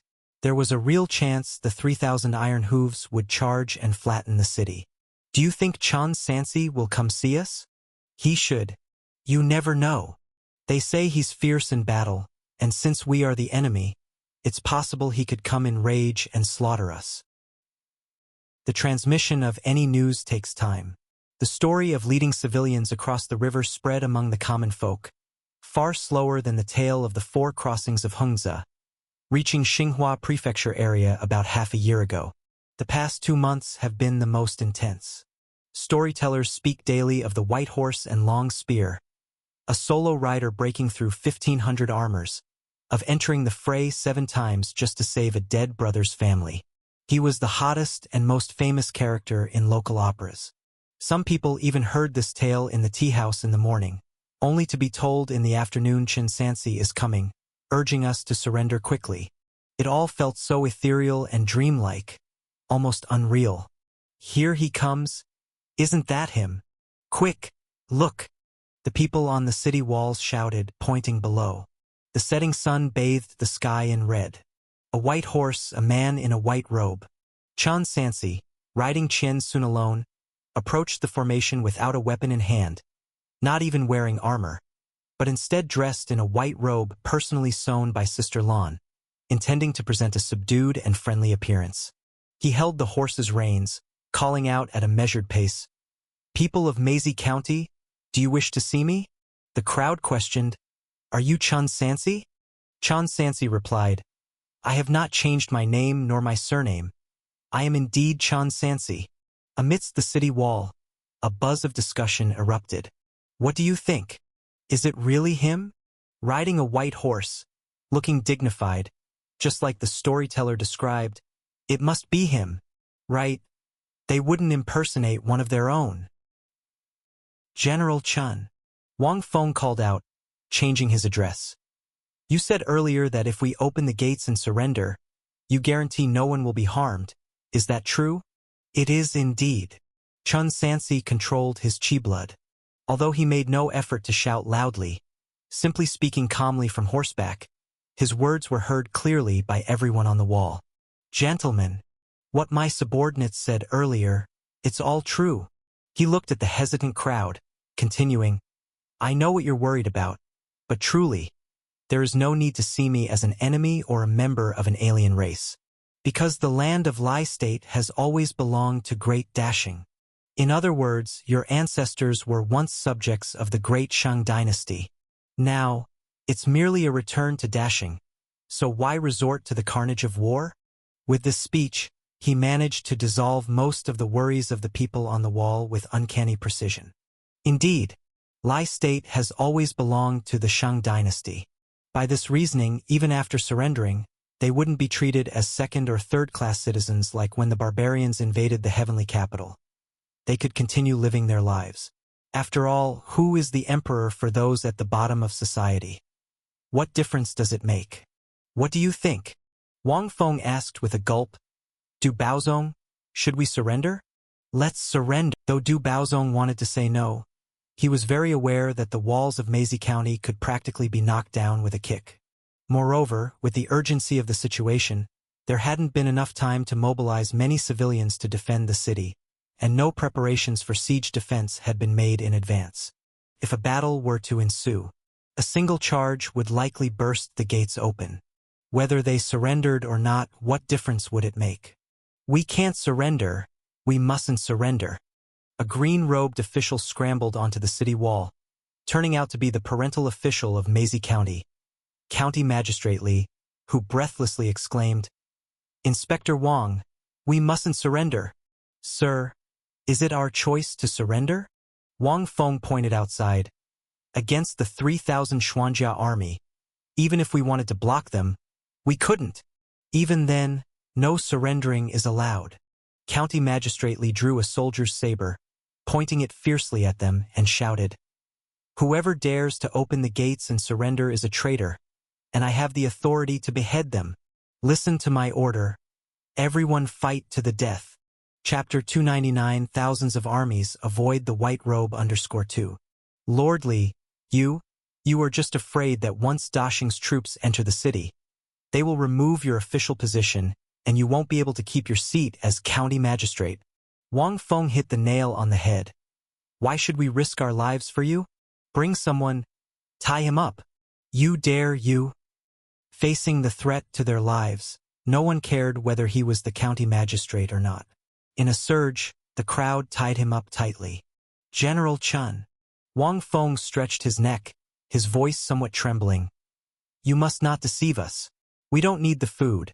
Just promise not to massacre the city once you enter, and we will open the city gates. Even after the opponent had entered the city, they would tolerate minor scales of arson, killing, and looting, which would still be better than a massacre. Rest assured, though it sounds offensive, there is a vast gap between our strengths. If I really wanted to massacre the city, I would have charged in directly. Why would I need to waste words here?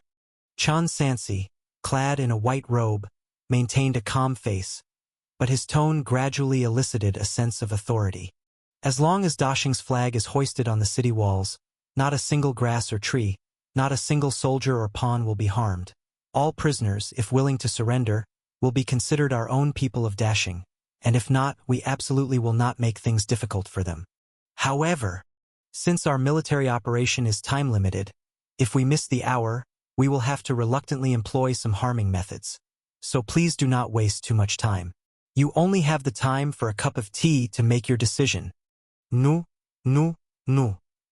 Wang Feng, devoid of any thoughts of resistance. General Chan, we surrender. We surrender. Open the city gates. Surrender. Buzz. Without the need for a cup of tea's time, the city gates were thrown wide open. More than 100 station troops and several dozens of officials walked out of the city and knelt on both sides of the official road. County Magistrate Li, especially, was brought out tightly bound, and Wang Feng and the others offered up his official seal and hat as well. The common people, however, hid back inside the city, watching the developments outside from a distance. Maize County, inside and out, fell into dead silence. Especially, Wang Feng and others, lying prostrate on the ground, were trembling like chaff under their inner turmoil and fear. They were completely like fish on the chopping block with no other choice. To resist meant a certain death, so they could only gamble. Gamble that this widely renowned young general could keep his word. Mr. Chun, spare our lives. Following Chun Sansi's signal, the Xuanjia army swiftly advanced, confiscating all weapons and armor, and took control of the 2 remaining military officers before the army marched directly into the city. Just when Wang Feng and others had just breathed a sigh of relief, they saw the Xuanjia army suddenly start speeding through the empty city streets on horseback, beating drums and shouting loudly. All commoners, gather at the city gates.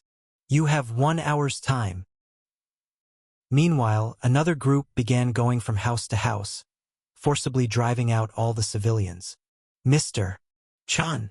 Wang Feng panicked, his eyes red as he shouted. You promised no massacre. What are you doing? Chun, you are untrustworthy. Du Baozong cursed loudly. You deceived us. You won't have a good death. Chun Sansi, sitting high on his horse, glanced at him indifferently, ignoring him. I'm going to fight you. Wang Feng watched as his family also emerged onto the street. He roared and tried to grab a weapon but was kicked to the ground, the bright blades surrounding him. Everyone stay put, Xiao Zhang said impatiently. Do you see? County Magistrate Li, kneeling on the ground, furiously scolded. I've always said, Shang people are the most despicable. It's you are the ones who doomed the entire city's people. Even in the underworld hell, no one will let you off.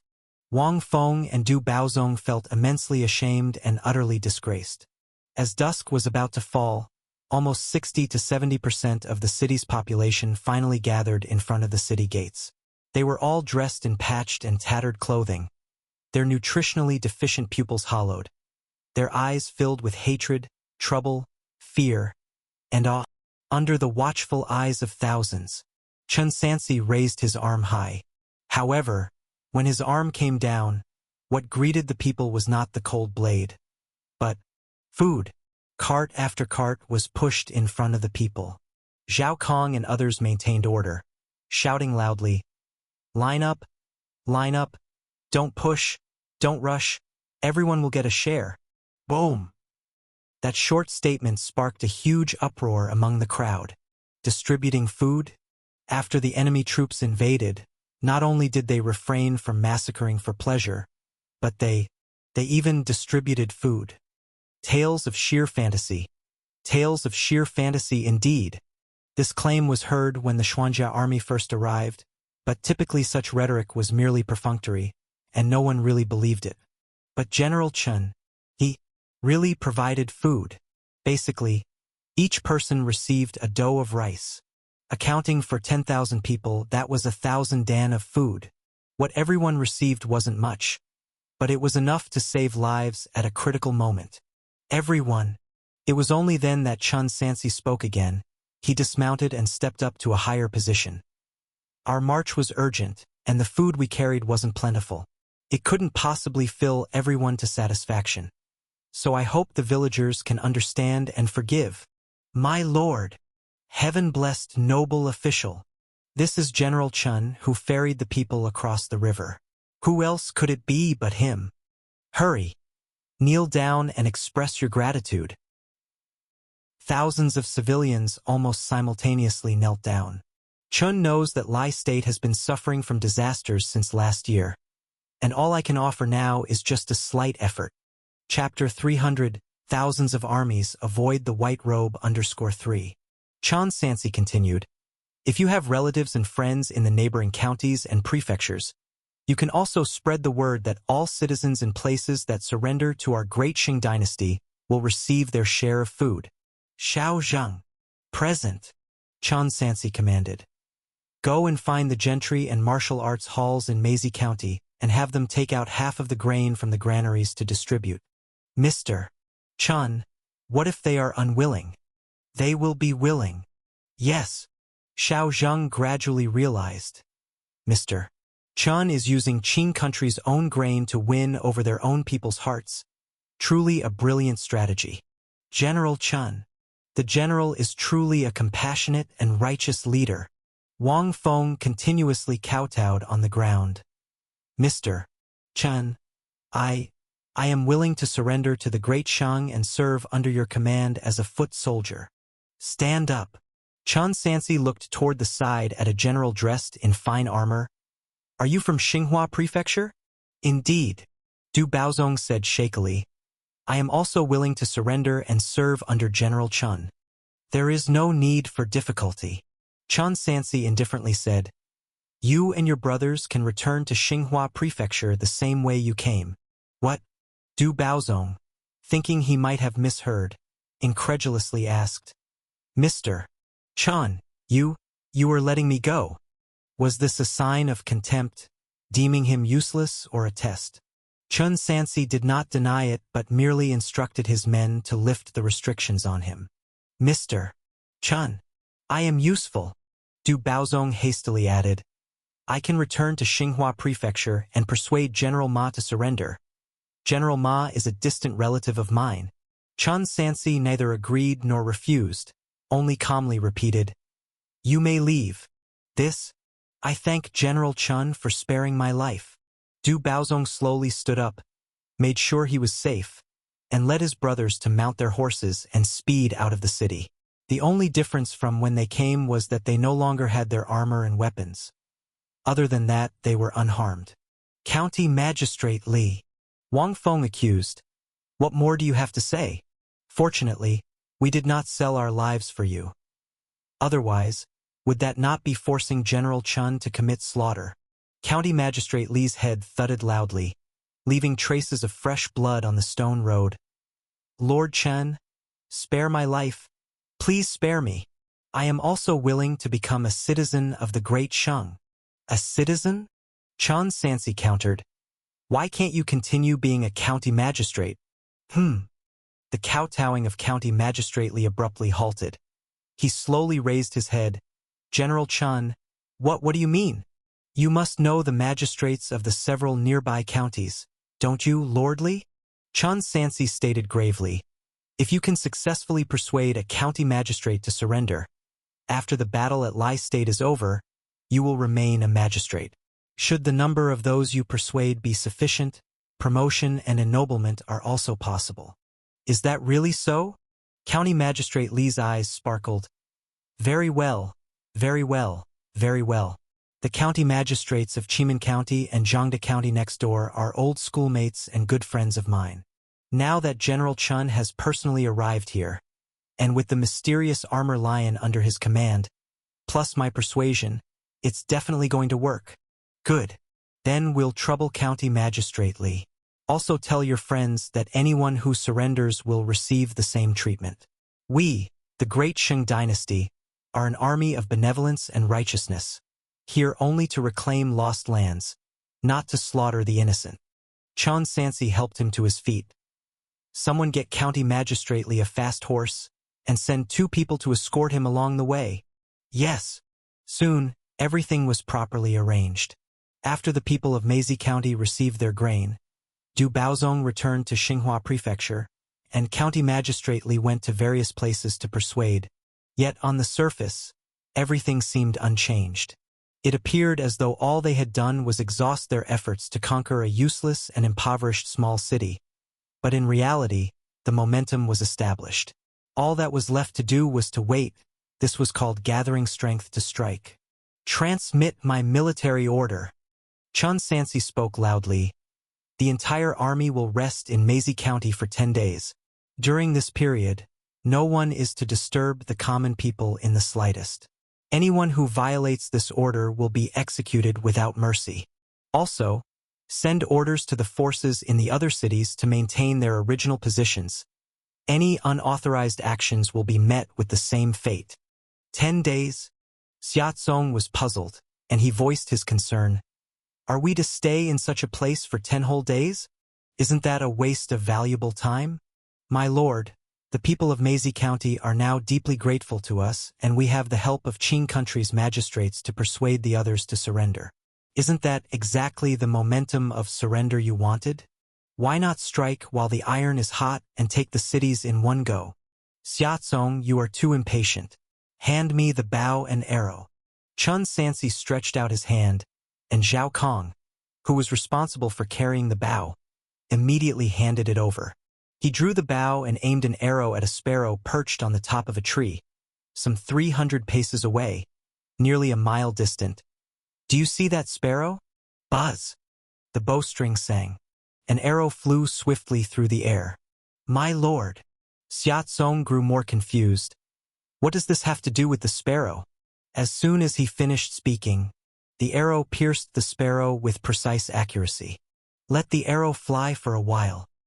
Outside Yongyu Prefecture, Shang Army Camp. Report. Commander Meng, a spy from within Qing Country's territory, has sent news that an army of 70,000 has already set out, and they are expected to arrive in the vicinity of Green Ridge Mountain in no more than 50 days. So soon? Meng Qiuji was slightly surprised.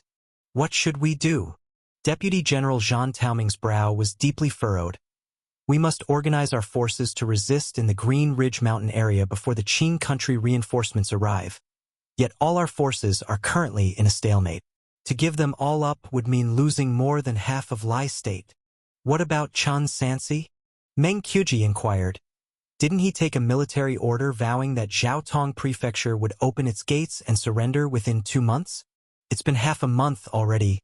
Where are they now?